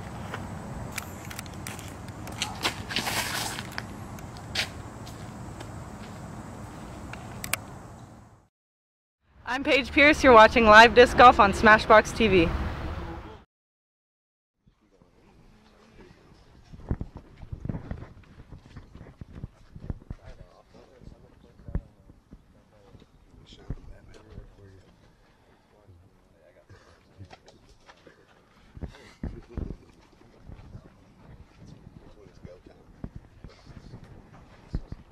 What can you tell us about this Batman?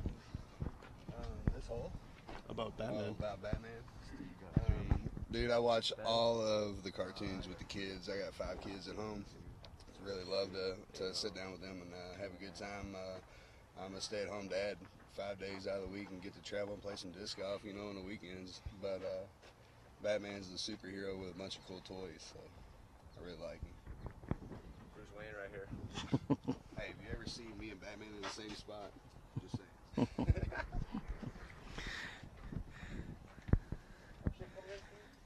After the birdie on hole number 11, Kale Leiviska is stepping up to hole number 12, measuring in at 315 feet.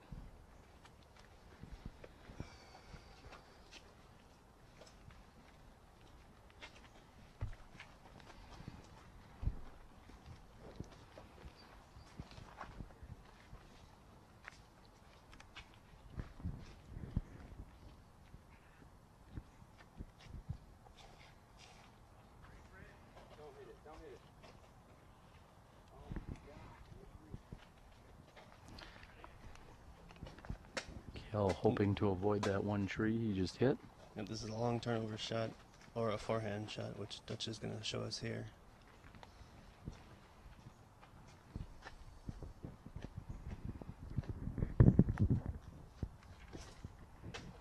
That's about right, exactly where you want to throw it. And as we saw in the preview, this hole bends down and to the right. Very nice looking shot by Dutch, maybe just a bit short, but he'll be on the right hand side looking down at least at a putt for birdie 2.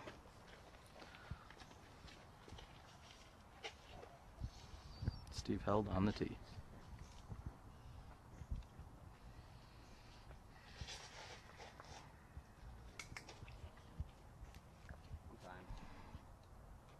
And Steve also looking with a very nice looking shot here.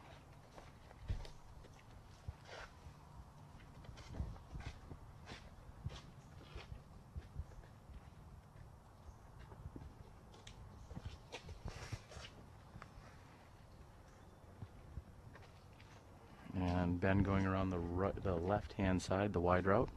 You probably have about a 40, 45 footer from there. It's not a bad place to be.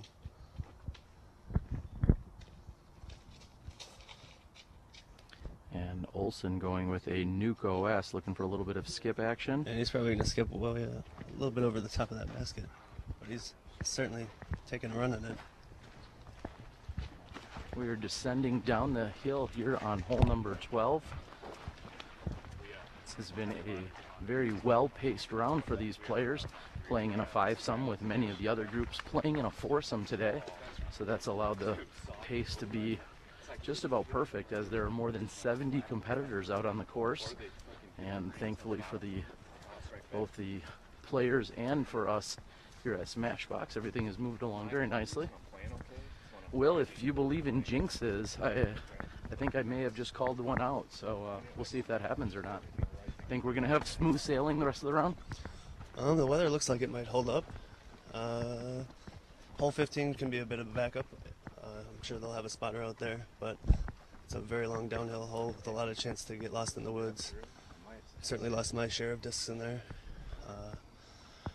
That's between that and 18, I think those are the only potentials for backup.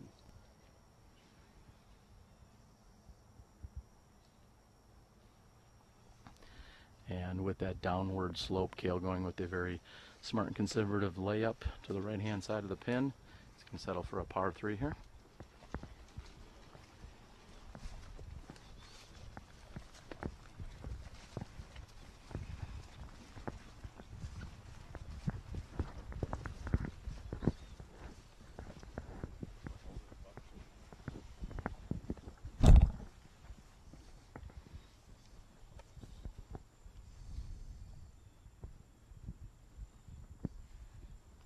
And it would appear that something got in the way of Olson's monster skip shot. He's right next to the basket. Yeah, you are right. It seemed as if it may have been coming in a little too hot. However, something happened in that he is within 6 feet of the pin. I'm sure he's going to be happy with that.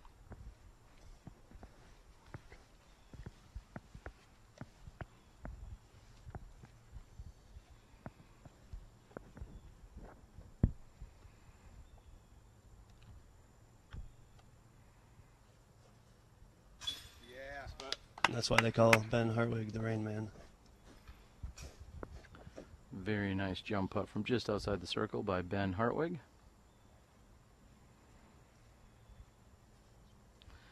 And Steve Held's backhand drive has gone and carried just a bit long. It's tough to determine if he's actually going to have a lane from back there. Seems as if with a straddle he may have a look at the pin.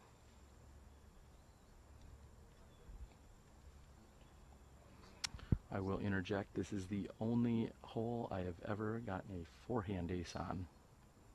I won't mention it was from the short tee though. You just did.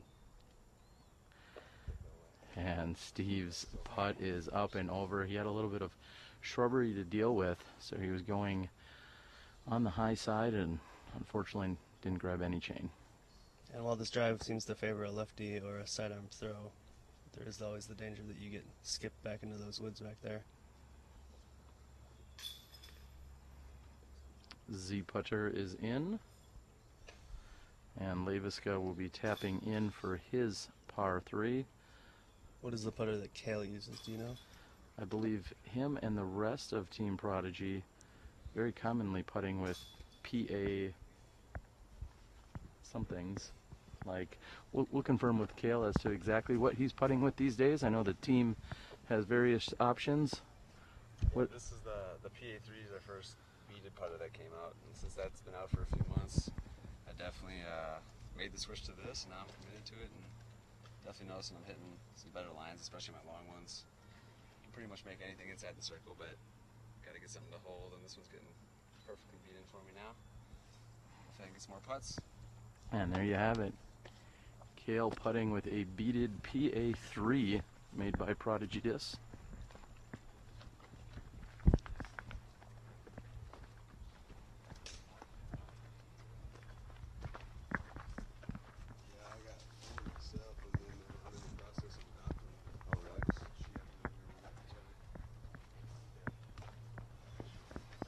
And we are moving nice and loud and go.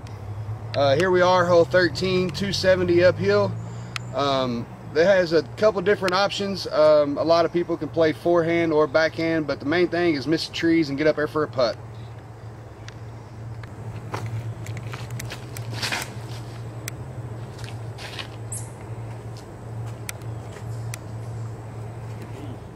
Throw the left route and do a longer turnover shot.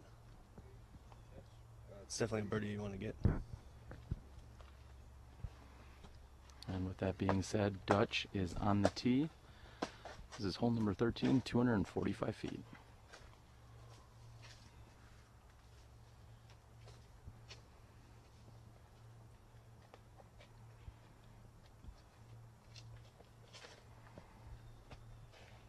And it looks like an AVR driver, and that'll be within 20 feet probably.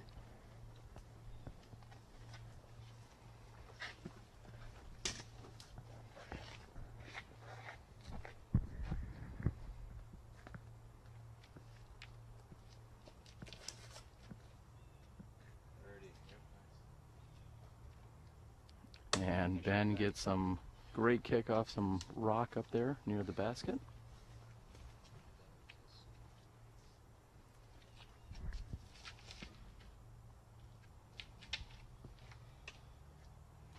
And Olson perfectly executing the tee shot as well.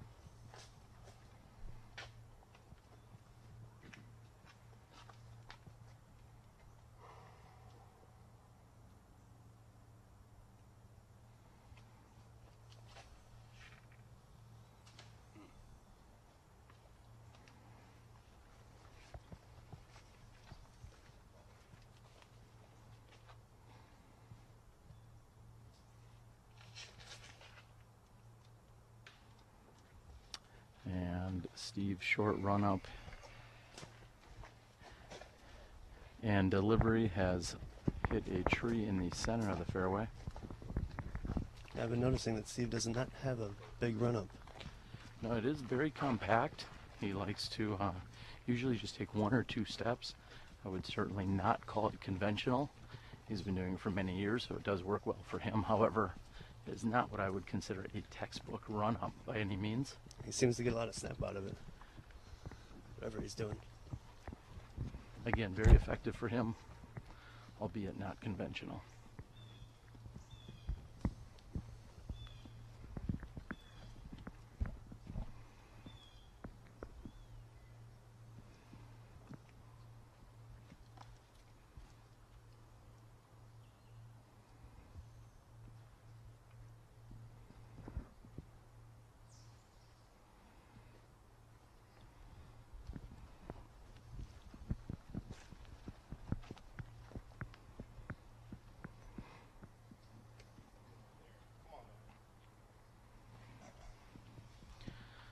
Steve could have used a little more power on that approach shot.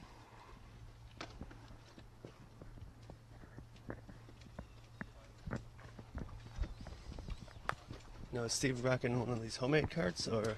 This is actually a cart made by Joe Robinson out of the Fox Cities area in Wisconsin. That is called the Ridge Roller. Ridge Roller also has discussed becoming a broadcast partner here with our SmashBoxxTV production. Very nice carts made by Joe and the rest of the Ridge Roller crew.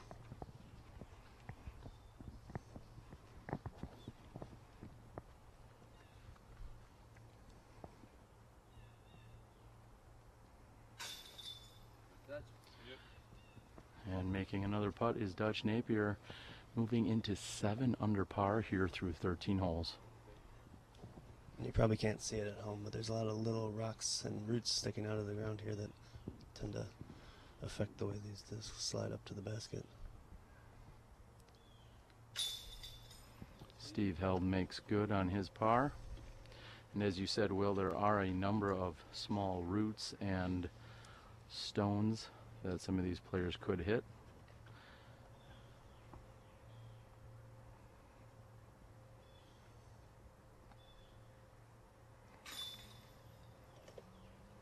Olson has no problems carding the birdie too, and Leiviska will be looking at a par 3.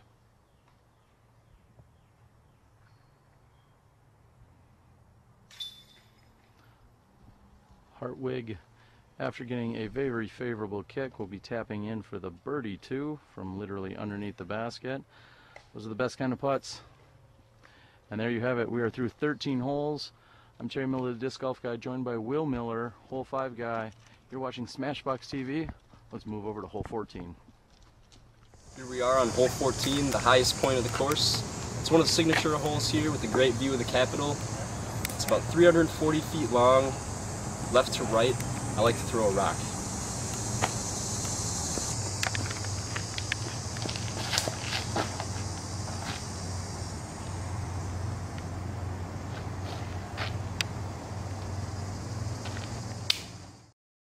Hi everyone, I'm Paul Macbeth. You're watching live disc golf on SmashBoxxTV.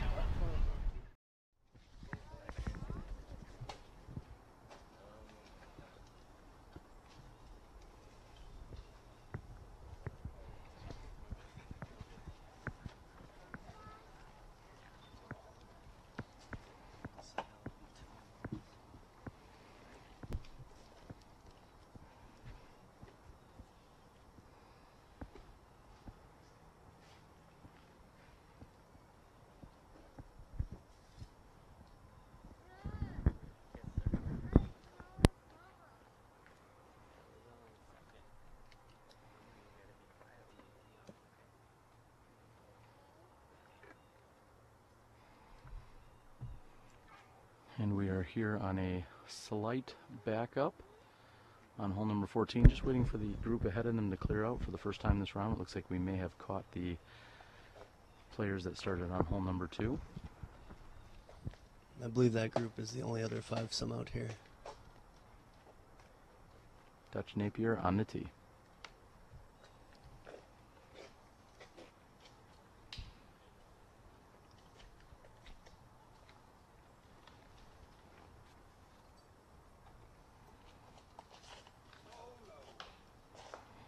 And certainly a misfire here by Dutch. However, he did get a very favorable kick straight back into the fairway.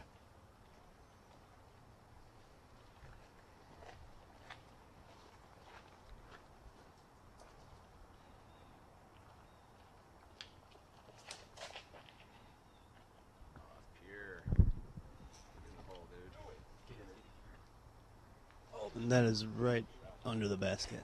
A perfect shot by Ben Hartwig here on hole number 14. Seen that beat up rock a lot today.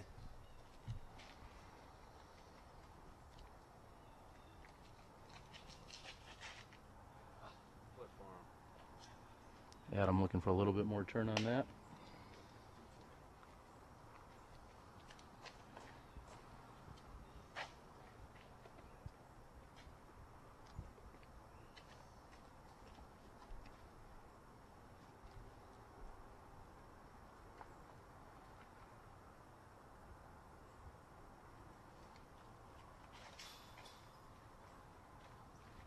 Kale looking for some turn on his M4, and looks like he gets a good kick there.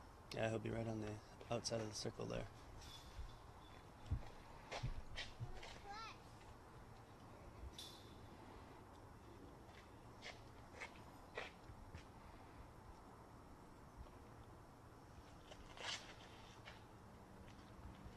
And Held going with a Champion Leopard, which seems to have had a little too much on it, and he's going to finish on the right-hand side.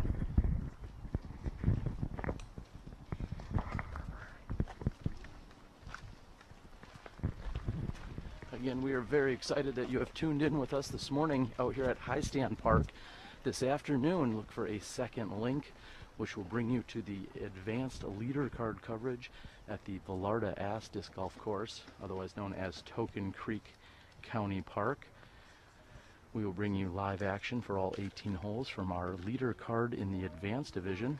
We have some very worthy competitors out there battling it out. The likes of Kyle Chapman and again a handful of other top competitors over there in the advanced division. Look for that link shortly after this broadcast.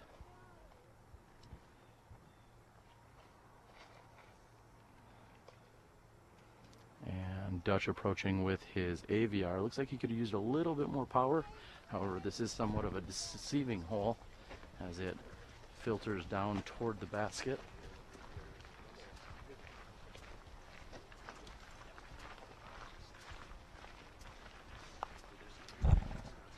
If you had to pick a single hole out here, Will, is there anyone that you would consider your favorite or possibly the most picturesque or signature hole?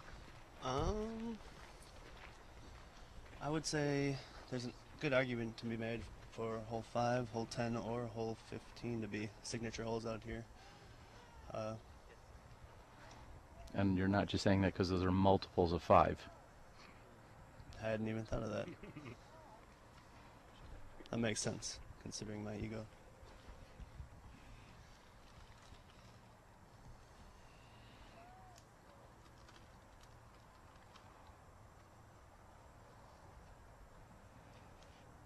And that should be right under the basket for Olson. Actually, the view from 17's basket is probably the best view from any hole in the city. You can see the Capitol downtown on a clear day. Probably not today. Yeah, similarly, as discussed earlier, we found that you can actually see the Capitol from the tee here on 14 as well in a very clear day, which looks a little more like LA at the moment than it does a typical Madison, Wisconsin day.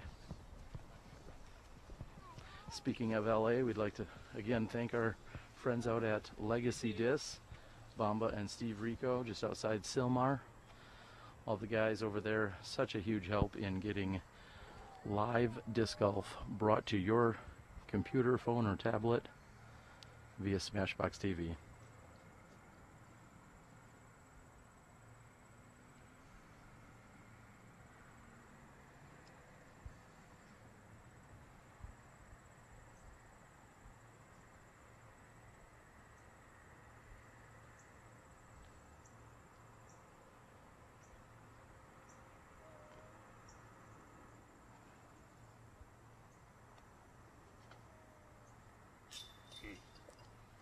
And with an extreme hyzer putt coming in, Kale's just a bit high and right. This is Dutch for his 3 as he is sitting approximately 40 feet from the pin.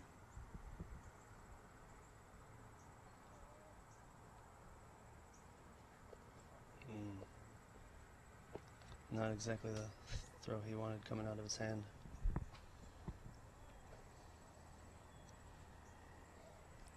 Steve Held has found his disc. He is just on the edge of the fairway. Looks like he might have caught a little bit of a break because, as you can see just behind him, it has grown up tremendously over the last few years, making that some very nasty rough. So he is just inside 40 feet looking at a straddle here on hole number 14.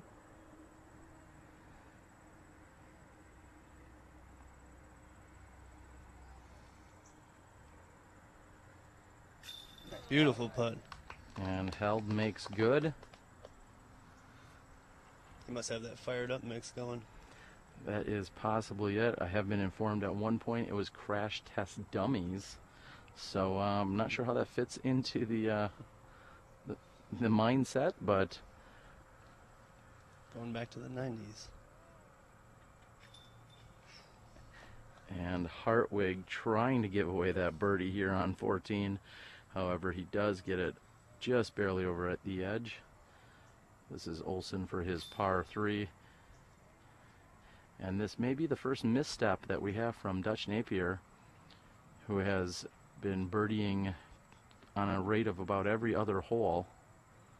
And it looks like he's going to be stepping up and taking his bogey and giving one back to Cale, who now just sits one behind him. There you have it. We have a slight backup on hole number 15. The gorgeous hole number 15, that is. And we will stand down for just a few moments, and then when we come back, we'll catch up with a few of our players that are standing and waiting on hole 15. Again, hole 5 guy and Terry Miller, the disc golf guy. You're watching SmashBoxxTV. Hello everyone, we hope you're enjoying the show here on SmashBoxxTV. I'm Terry Miller, the disc golf guy, and our show would not be possible without the amazing help and support and sponsors that we have. First and foremost this week, Legacy Discs. That's right, Legacy Discs out of California, Silmar, California. Bamba, Steve, Freddie, Steve, all the guys over there, amazing support. Thank you guys for getting SmashBoxxTV up and off the ground. Play with confidence. Also, we have the PDGA, our Professional Disc Golf Association, has been supporting us from day one, and thank you for everything that you guys do. You are our disc golf ambassadors. Thank you so much. Of course, we have Miles Parkhill over at Paragon Disc Golf. Miles provides some of the best merchandise to all of clubs and tournaments throughout the entire country, and without Miles Parkhill at Paragon, we wouldn't be where we are. Last but not least, Sandy Point Resort and Disc Golf Ranch.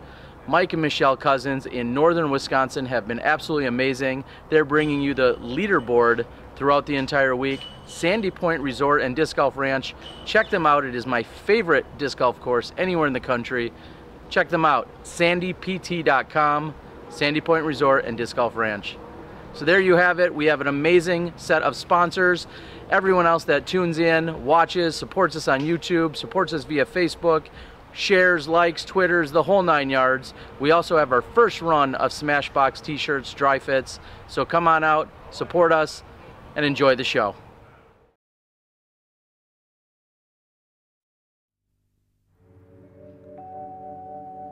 It's all about practice, preparation, and routine. Approaching the tee shot, I always line up my shot and check the wind direction. Always take into consideration the trees that are out there and the out of bounds that are marked off. I try to keep everything slow on my run up and build momentum as I get to the end of the tee pad. Trust your shot, believe in yourself, let the disc do the work.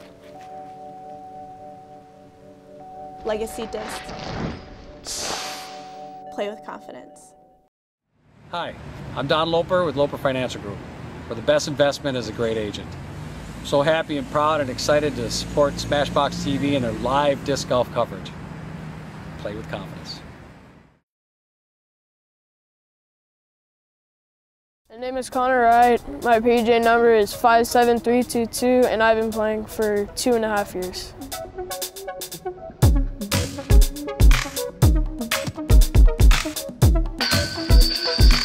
My favorite thing about disc golf is all the people that are associated with it, and also just like the flight of the disc. The flight of the disc, it's kind of like, I don't know, it's like really cool to me.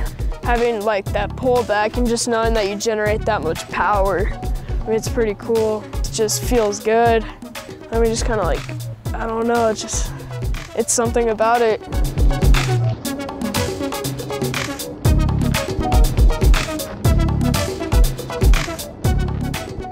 Well, my favorite disc is a Pinnacle Rival. I've had it for like probably 6 months now, and it's like the perfect beat-in. It's like my most reliable disc.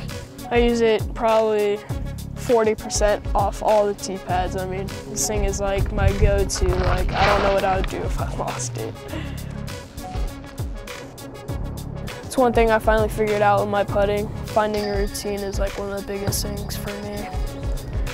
Honestly, if you don't have confidence in your shots, and you're just not gonna play good, because if you look at your shot and you look at your line and you think, well, I'm probably not gonna hit this, but you throw it anyways, you're probably gonna mess up. But if you say, you know, it's gonna work out perfectly, you imagine your disc flying through that line, it's gonna work out. Play with confidence.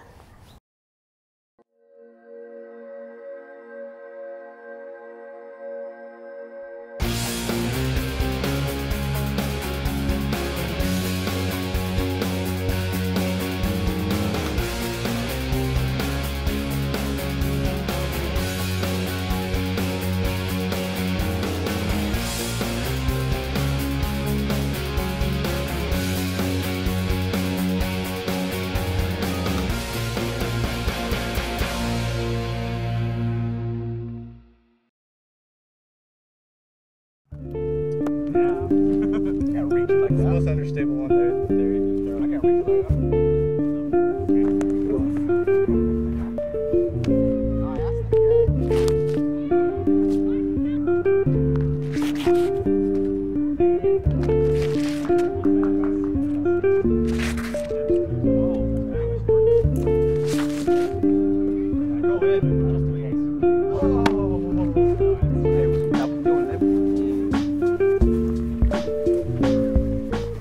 What is like the thing that tells you the disc is done? When you like, now this is ready? When he puts it in his bag. He says that? When he puts it in his bag, it's ready. Yeah, we kind of throw it, test the different runs, and go with what's flying the best, most consistent. We can go up and down with different weights to change the flights and do different stuff as we're testing them. You know, different colors matter also. So.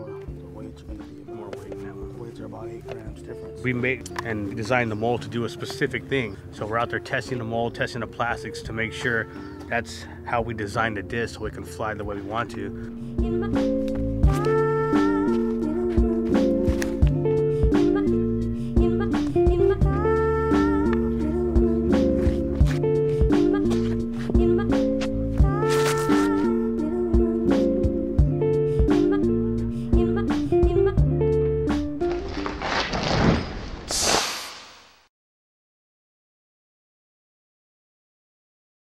Here we are, hole 15, 477 downhill.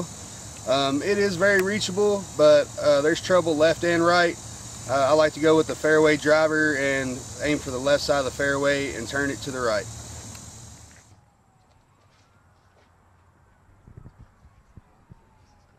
That's a good looking shot. And very nice looking shot by Ben Hartwig here on the tee of hole number 15. Gonna be about 30 out.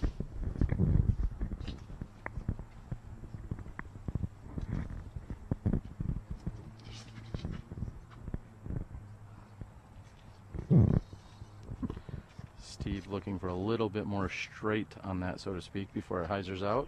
It's going to be on the right hand side. Third to tee is Adam Olson.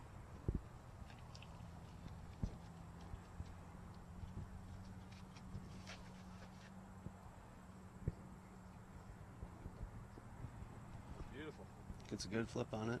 Kale likes it. Solid looking shot by Adam Olson. Fourth to tee, Kale Leiviska.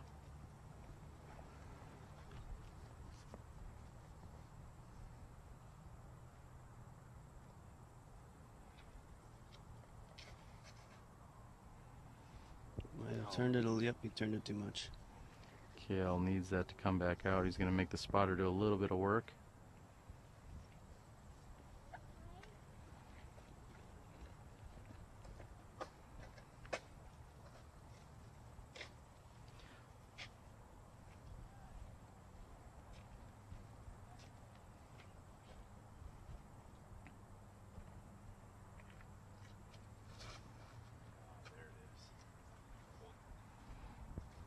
And Dutch doing exactly what he did in our preview shoot yesterday to almost the exact same spot. Very solid drive here by Batman.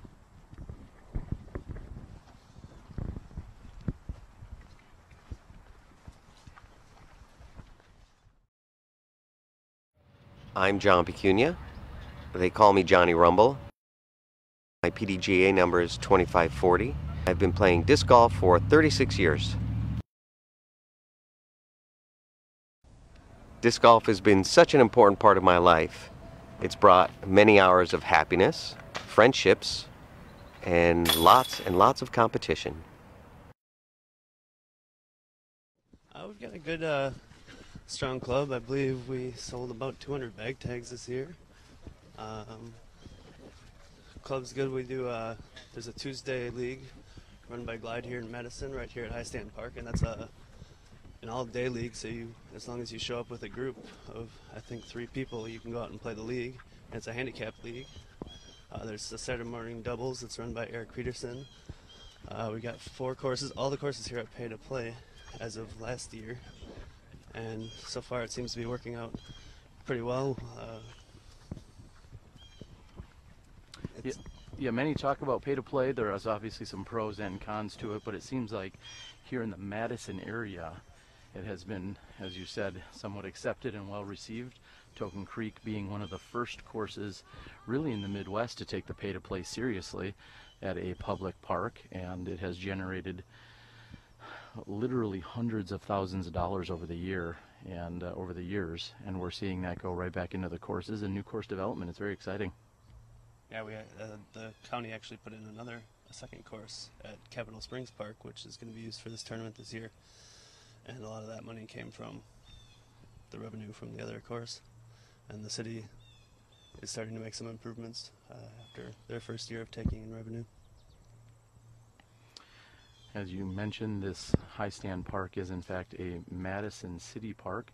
Over on the west-hand side of the city is Elver Park, put in the early 90s, if not the late 80s, and one of Wisconsin's original disc golf courses, designed and largely maintained for many years by Duster Don Hoffman, who was put into the PDGA Hall of Fame a number of years ago. And right now we're watching Cale Leiviska on the right-hand side of this fairway. He has found himself in a little bit of trouble. He's just trying to eye up exactly where he's going to be able to approach to. And this has really grown in throughout the years, hasn't it? Yeah, and Cale's going to have to do something creative to get out of there. Can't quite see what his situation is, but with the amount of time he's taking on it, it's got to be not very good. Yeah, unfortunately, even if we were that much closer to him, I'm not sure we'd have a better angle as to what he's faced with, as that is a very, very thick set of rough here on the right-hand side, depending where you come from. Some may refer to that as shul.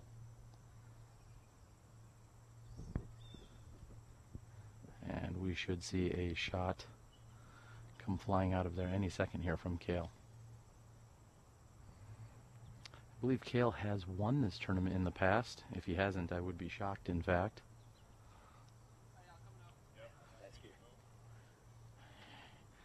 And clarification, just as recently as last year, Cale has won this tournament.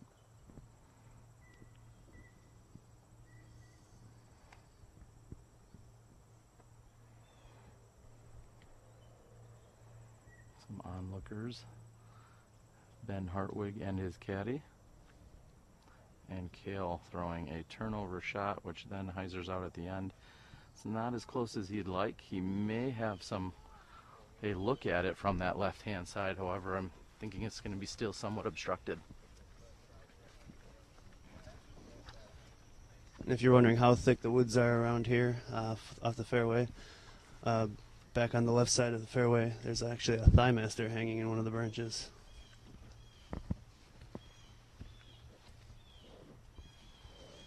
And after Held's shot hyzered a little too much, he's also found here on the right-hand side. However, he's just a few feet in. Probably just going to have to dump it over the top here.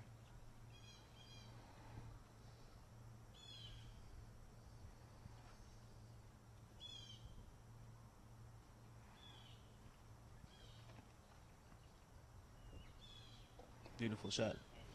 Held, a very old school player, although at the young age of just 37, came up in the Sheboygan area and got on board with disc golf at a very young age, as he was live just a few feet away from Vallarta Park. PDGA number 7257.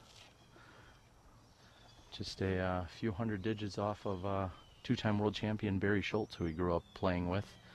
Barry being 6840. That's something I don't know if a lot of people know about you. You actually have a lot of memories of our ability to remember people's PDGA numbers. Well, some of these gentlemen have been playing disc golf in Wisconsin for a very long time, and as a tournament director myself and a fan of the game, I see some of these numbers and they eventually stick with me when you enter them in a PDGA spreadsheet as often as I do. Who else's number do you know out here? That is a good question. I believe I saw Dutch's yesterday. I'm not sure that I recall. I thought it was 31408. However, I'm sure I could be quickly corrected if that is not right. What about my PDGA number? It's been a while since you played in one of my tournaments. You've got me stumped. And Cale is short and right on his attempt. He's going to have to settle for a bogey 4. And the stroke that he gained on Dutch Napier on the previous hole, he's going to be giving right back here. Duster Don Hoffman, I believe, is 1455. That was going to be my next question, if you knew Dusters.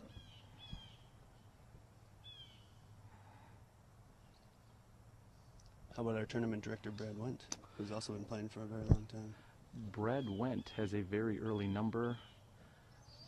I would like to say 2176, but I don't think that's correct. I do believe Tom McManus is here from Gurney, Illinois. And Tom McManus has a very, very early number.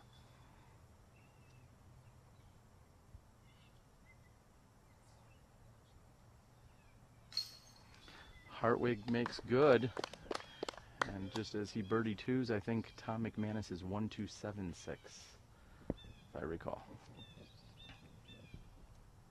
And this is a good birdie to get. I think more people bogey it than birdie it. Absolutely, and as I said yesterday, Dutch has placed himself literally within a few feet of his practice shot yesterday.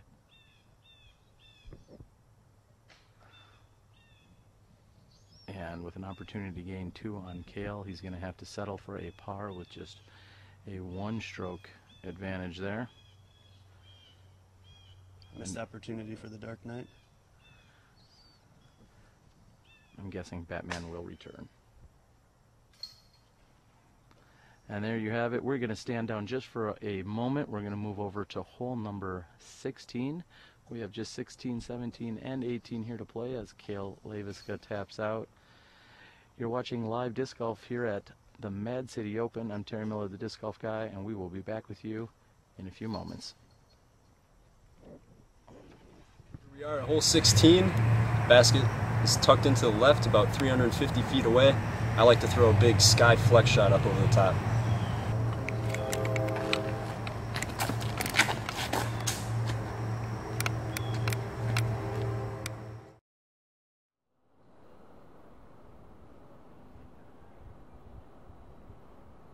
I'm AJ Risley, and this is The Gauge. With its reliable straight flight and its excessive amount of glide, the Gauge is perfect for players of all skill levels.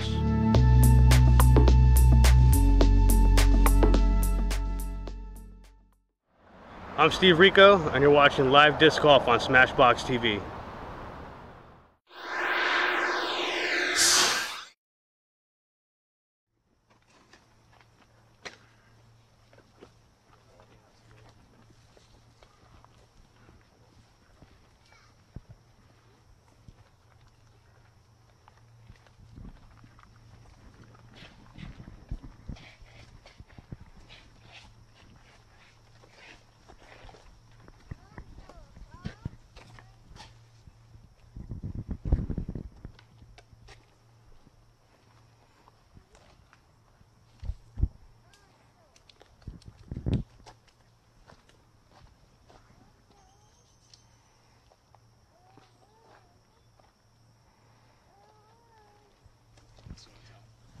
Ben making sure that his hands are good to go here. Ben lining up his shot with a sky flex shot with his first run ESP force.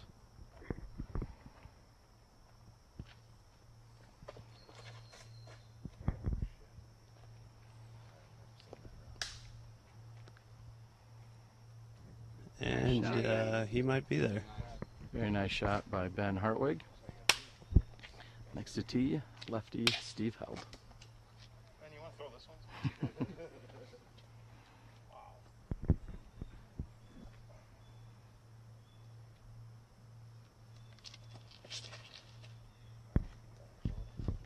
That is also a great looking shot.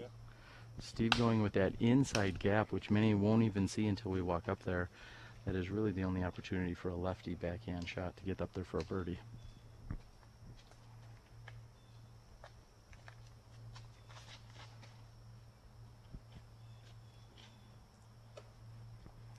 And Olson catching a tree, set of trees on the left-hand side.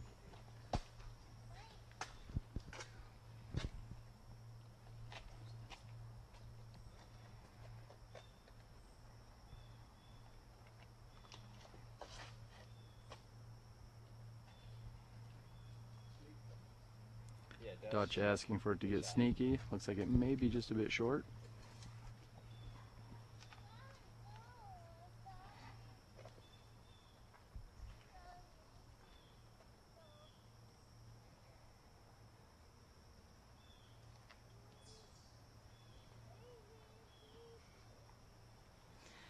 Kale waiting for just a moment here. One of our spectators is in need of a nap.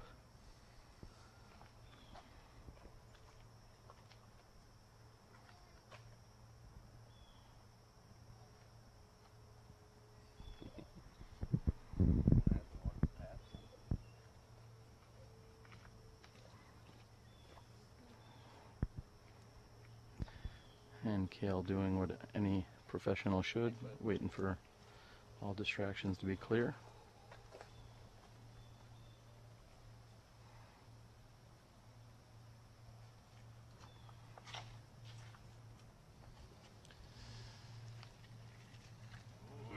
That might have got through.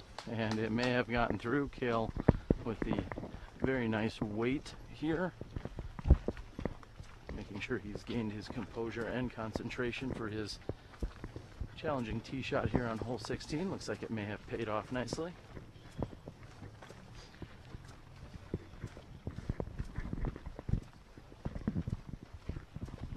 Again, thank you guys for tuning in to our first round coverage here at the 2014 Mad City Open. This afternoon we will be bringing you live coverage from the Vallarta-Ast disc golf course, including our top advanced players. They have an 18-hole round scheduled for this afternoon, and shortly after this broadcast concludes, we will be posting a link. And speaking of links, we hope that you go out and share and tweet. Do whatever you need to do. Maybe a little LinkedIn action. Go super professional. Maybe even a little Tinder while you're at it. Whatever you need to do, please go out and share the good word of live disc golf, presented here by SmashBoxxTV.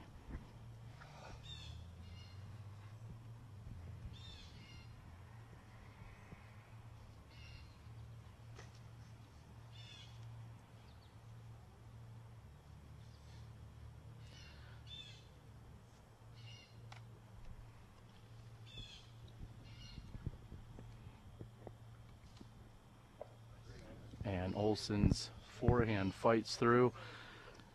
This is a very challenging green here, protected green. What do you think is normally the plan of attack on this hole, Will? Well, if you have Ben Hartwig arm, you just throw it over the top of everything. I like to throw on the inside route and just try to give myself a putt. The smart thing is to throw right down the middle here towards hole 17's short tee and just give yourself a long putt at it. And as we see here, Dutch is just outside the circle. He's going to go with a forehand as he has some trees and shrubbery directly in front of him. And it looks like Hartwig is just right in front of him, I believe.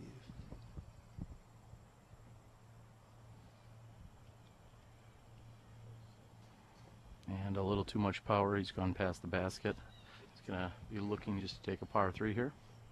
And you got to be careful going for this putt because there's a lot of low-lying branches right behind the basket. You don't want to be stuck back there.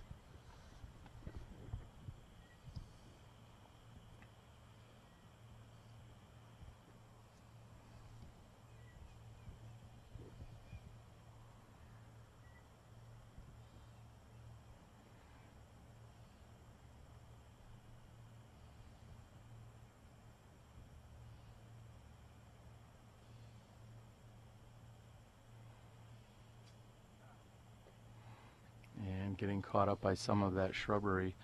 Ben is currently sitting 5 under par for the round and in second place on this card. We have Dutch sitting at 6 under and Leiviska sitting at 4 down. So these players are putting on a very solid round. I believe in the past at this tournament, 3 under par gets you about 1,000 rating or so. And Dutch makes good on his straddle for par.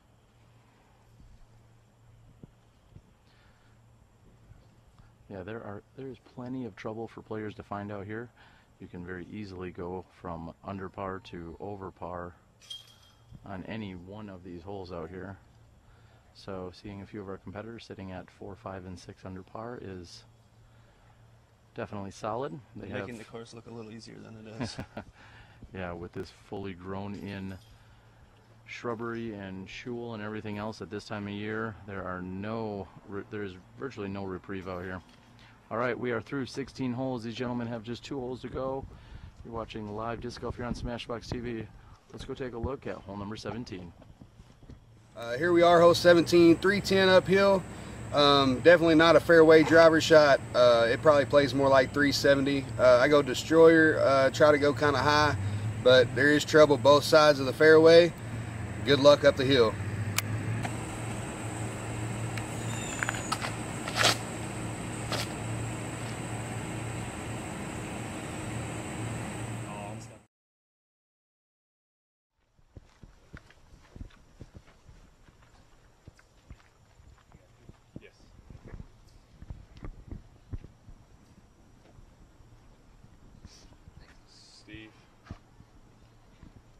Steve. Ben. 3. Dale. 2. Dutch. Out of 3.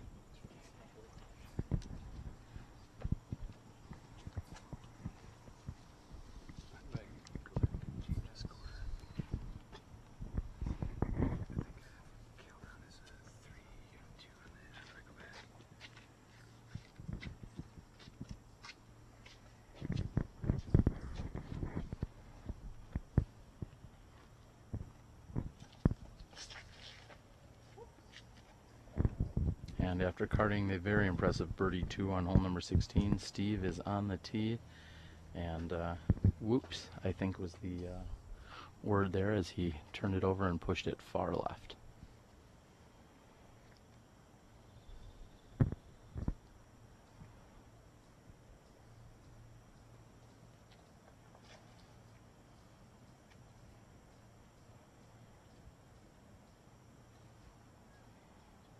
And a very nice looking shot. Did get caught up at the last moment. However, Cale is nearly pin high and has a look at birdie 2.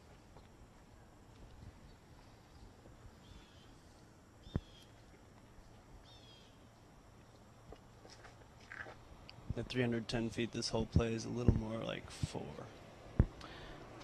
Absolutely, these players giving it their all.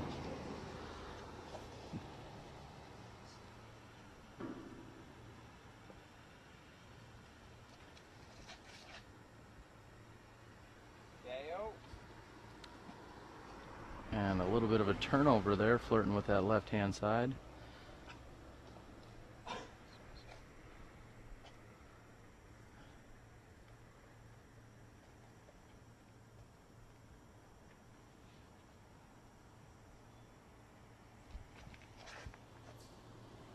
Yeah. That's a bomb. It's good. Nice shot. Wow. Through the goalpost. Nice parked. Splitting the uprights, and Dutch is on the dance floor looking at a very easy birdie 2. That was a Batman dyed bottom stamped Excalibur. Hey, I'm Dutch Napier from Owensboro, Kentucky, PDGA number 31473. Check out my sponsor, Dark Horse Disc Golf, out of Louisville, Kentucky.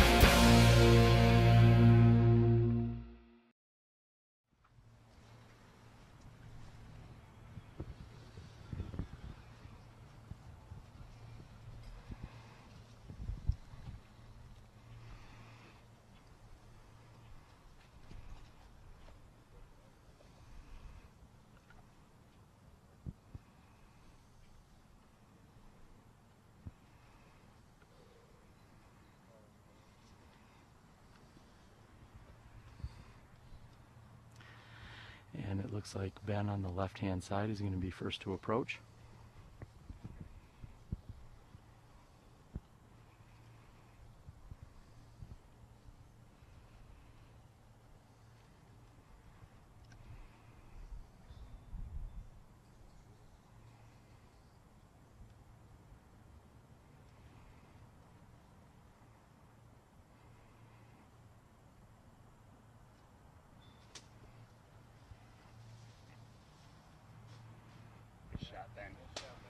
And Ben filters through a number of trees and leaves and is able to put himself within a few feet of the pin. That was a great shot from where he was.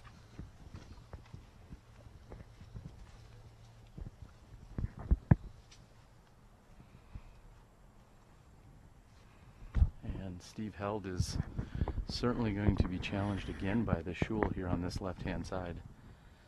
He brought a whole stack of discs in there with him. I think he's going to figure out which option's the best. That's a great pro move. Anytime you're unsure of what you're going to be throwing, go ahead and bring a handful of possibilities in there so you don't have to make a trip back to your bag or a cart in his case. And again, he is absolutely buried in there. Will, are you somewhat familiar with being off the fairway, or is this never a place you're never at? Steve's in a place that I'm always at. For a righty backhand player, that's a pretty common place to be if you're trying to get all the way up the top of the hill. And it's not pretty. He did a good job getting out of there. And Adam is just outside the circle's edge here, looking at 38 feet. However, he has the single large tree directly in his line.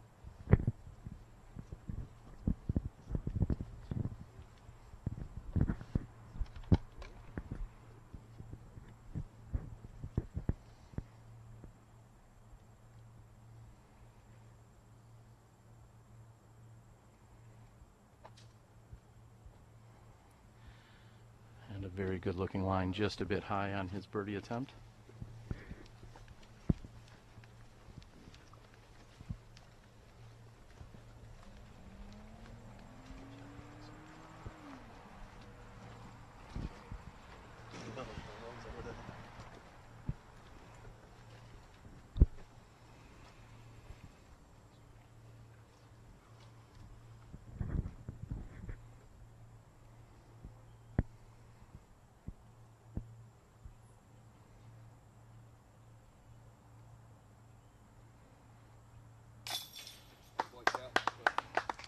And Cale makes good on his birdie 2 from pin high.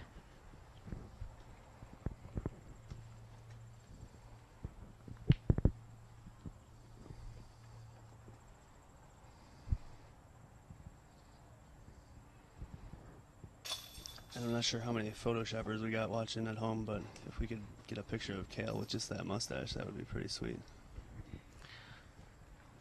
I'm sure our Smashbox following out there, very talented and bright and good looking group they are, could probably make that happen. as Olson and last but not least, Dutch will tap in, or shall I say Batman, taps in for his birdie 2.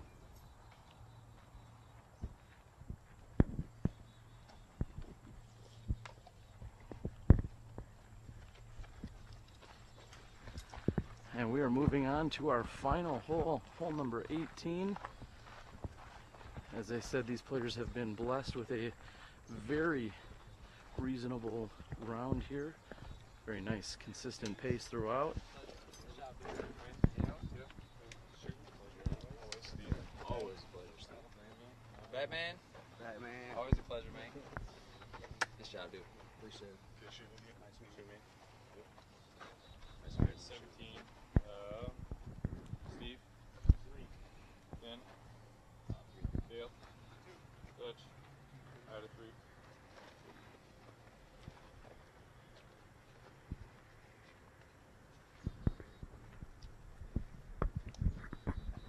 Spotter.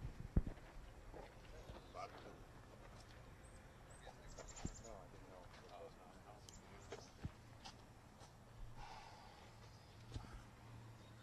And first on the tee after cutting the birdie 2, we have Leiviska, hole number 18, 357 feet.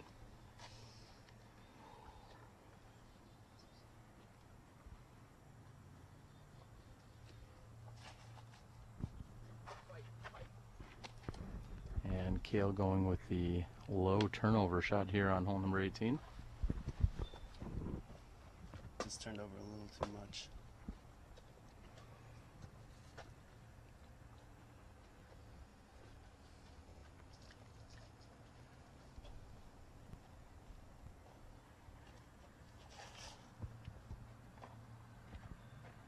Money. And a beautiful looking shot here, coming in nicely. And Dutch should be looking at a putt from there.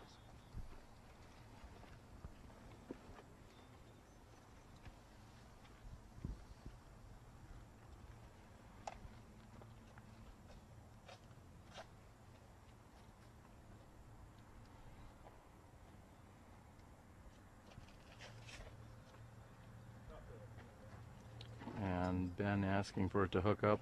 However, it looks like it's going to be on the right hand side.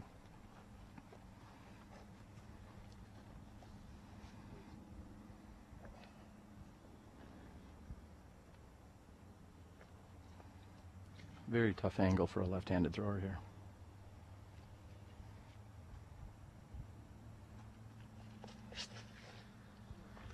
And Steve has opted to go out and around everything, looking for the big hyzer shot. And we see it come crashing down on the right-hand side of the fairway.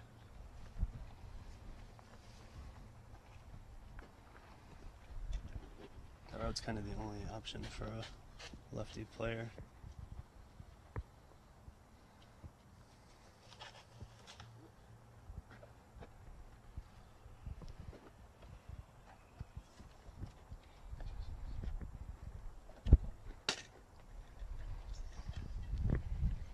Nail winding up exactly where I wound up yesterday. And Adam going with a pink buzz off the tee. Unfortunately caught the very first set of bushes, which again have grown up tremendously over the last 10 years. Those really barely came into play years ago. Duster told me if this bush is ever missing, that I should know who did it. He's not a big fan of the bush. All right, and Adam is not at the moment either. And he simply lays up and out into the center of the fairway. He is parallel with the short tee. And with not much, really not many other options, it seems like the pro move, sometimes it's the hardest thing to do is to, so to speak, suck it up and lay up, but it seemed to be the best move here for Adam.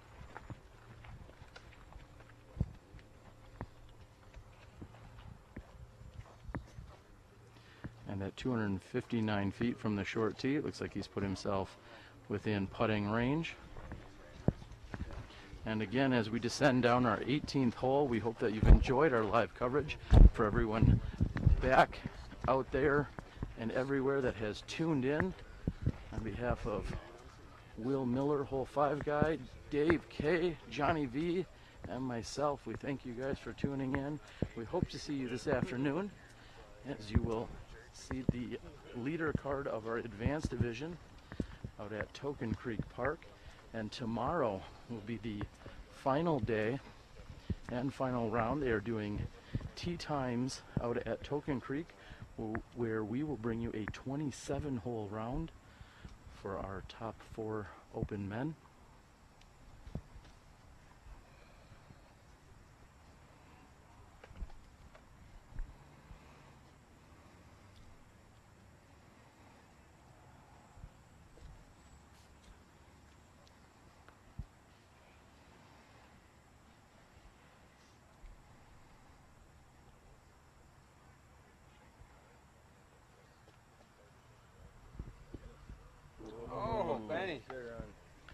And Ben's lunging jump putt is just barely off its mark.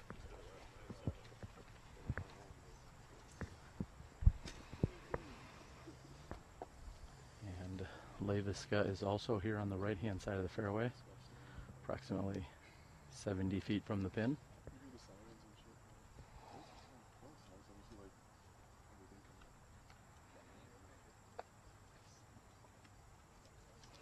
Kale going for a mini so that he can mark his lie.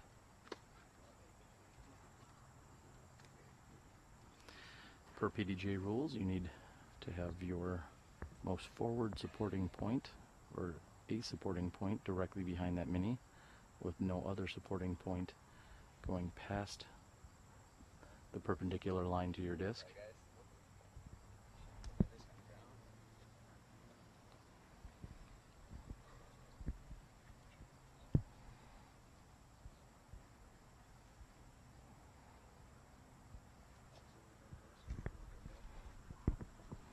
And also lunging forward, but coming up just a bit short, is Kale's birdie opportunity.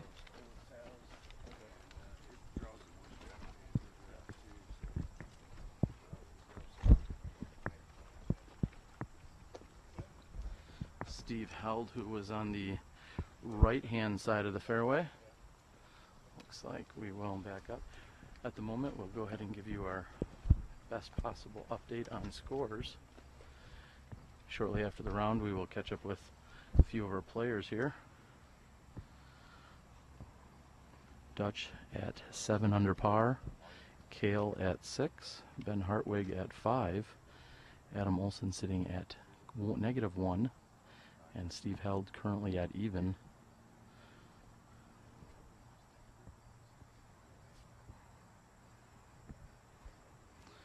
Held has a very obstructed view. Looks like he's going to at best have a low line to the basket.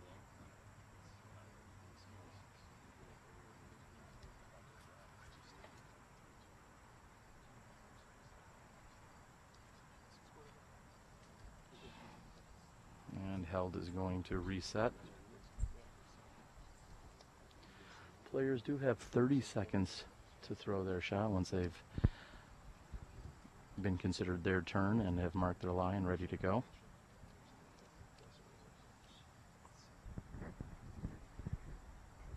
Is it common to see players call each other on the 30 seconds? Unfortunately, it is not common. That's a very good question.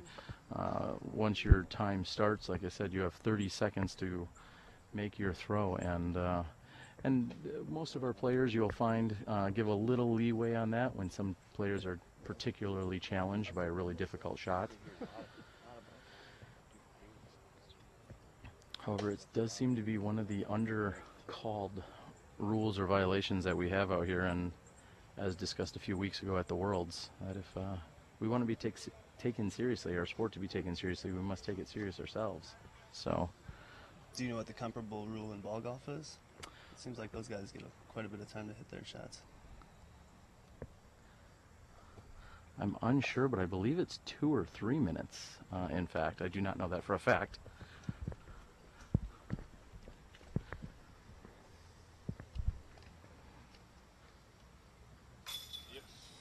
And Dutch makes good here with a birdie 2 on hole number 18 to complete his first round here at the Mad City Open.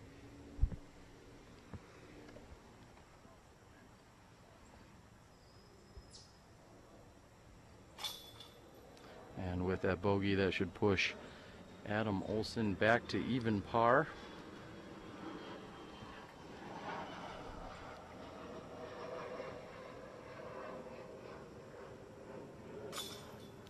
Ben Hartwig makes good.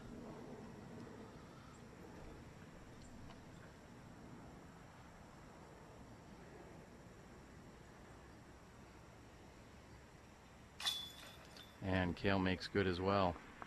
So there you have it, all 5 of our competitors once Steve Held taps in here. And in just a few moments, we'll catch up with a few of our competitors from this card.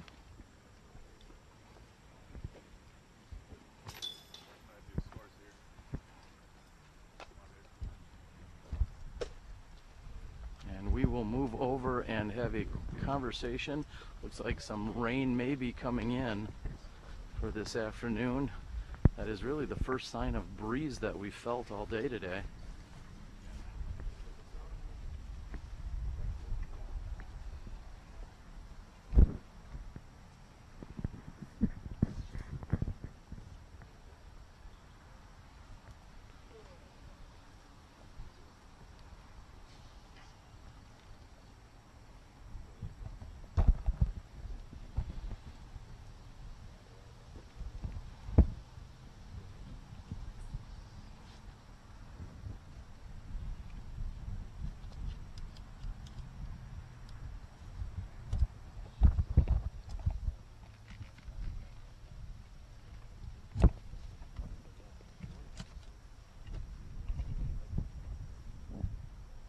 Kale, I got you at 6.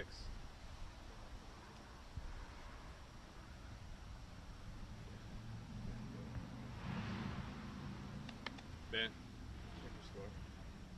I had a 3. No, check your score. Hey, you have 5 now.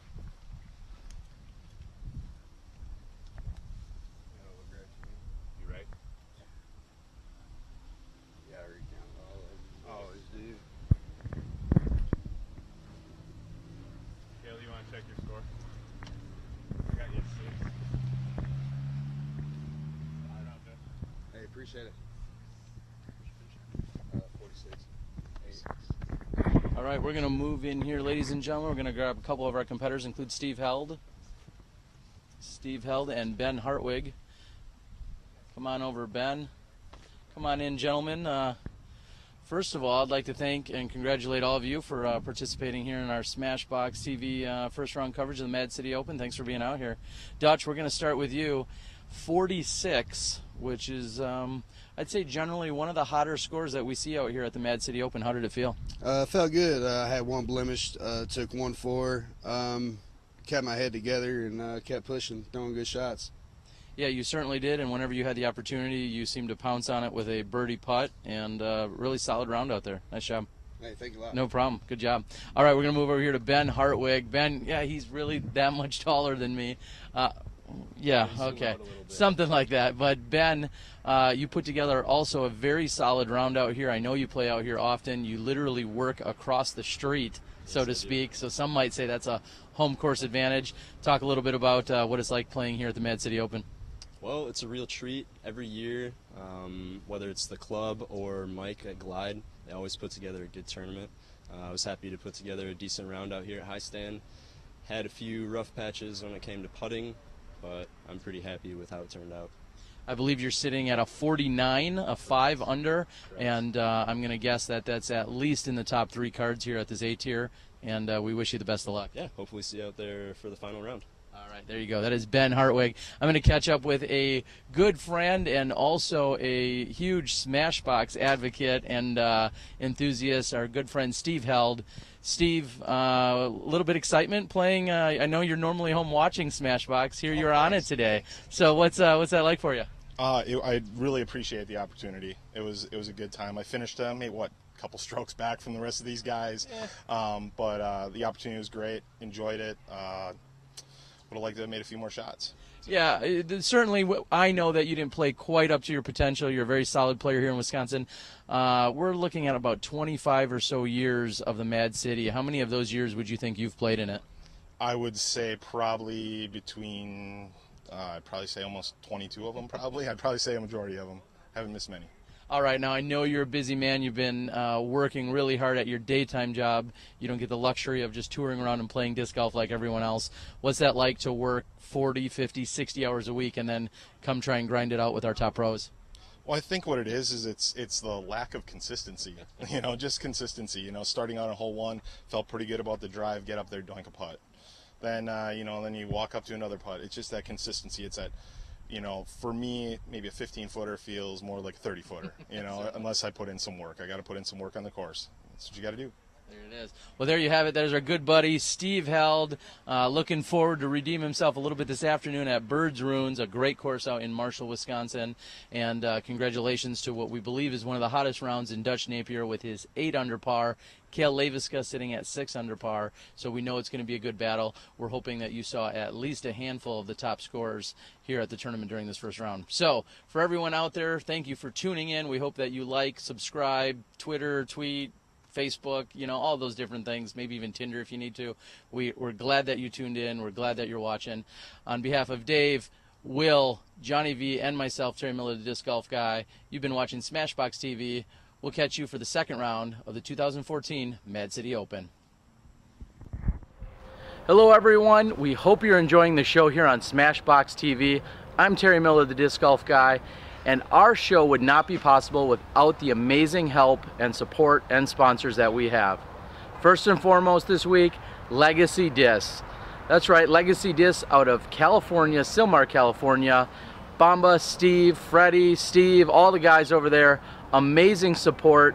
Thank you guys for getting SmashBoxxTV up and off the ground. Play with confidence. Also, we have the PDGA. Our Professional Disc Golf Association has been supporting us from day one, and thank you for everything that you guys do. You are our disc golf ambassadors. Thank you so much. Of course, we have Miles Parkhill over at Paragon Disc Golf. Miles provides some of the best merchandise to all of clubs and tournaments throughout the entire country.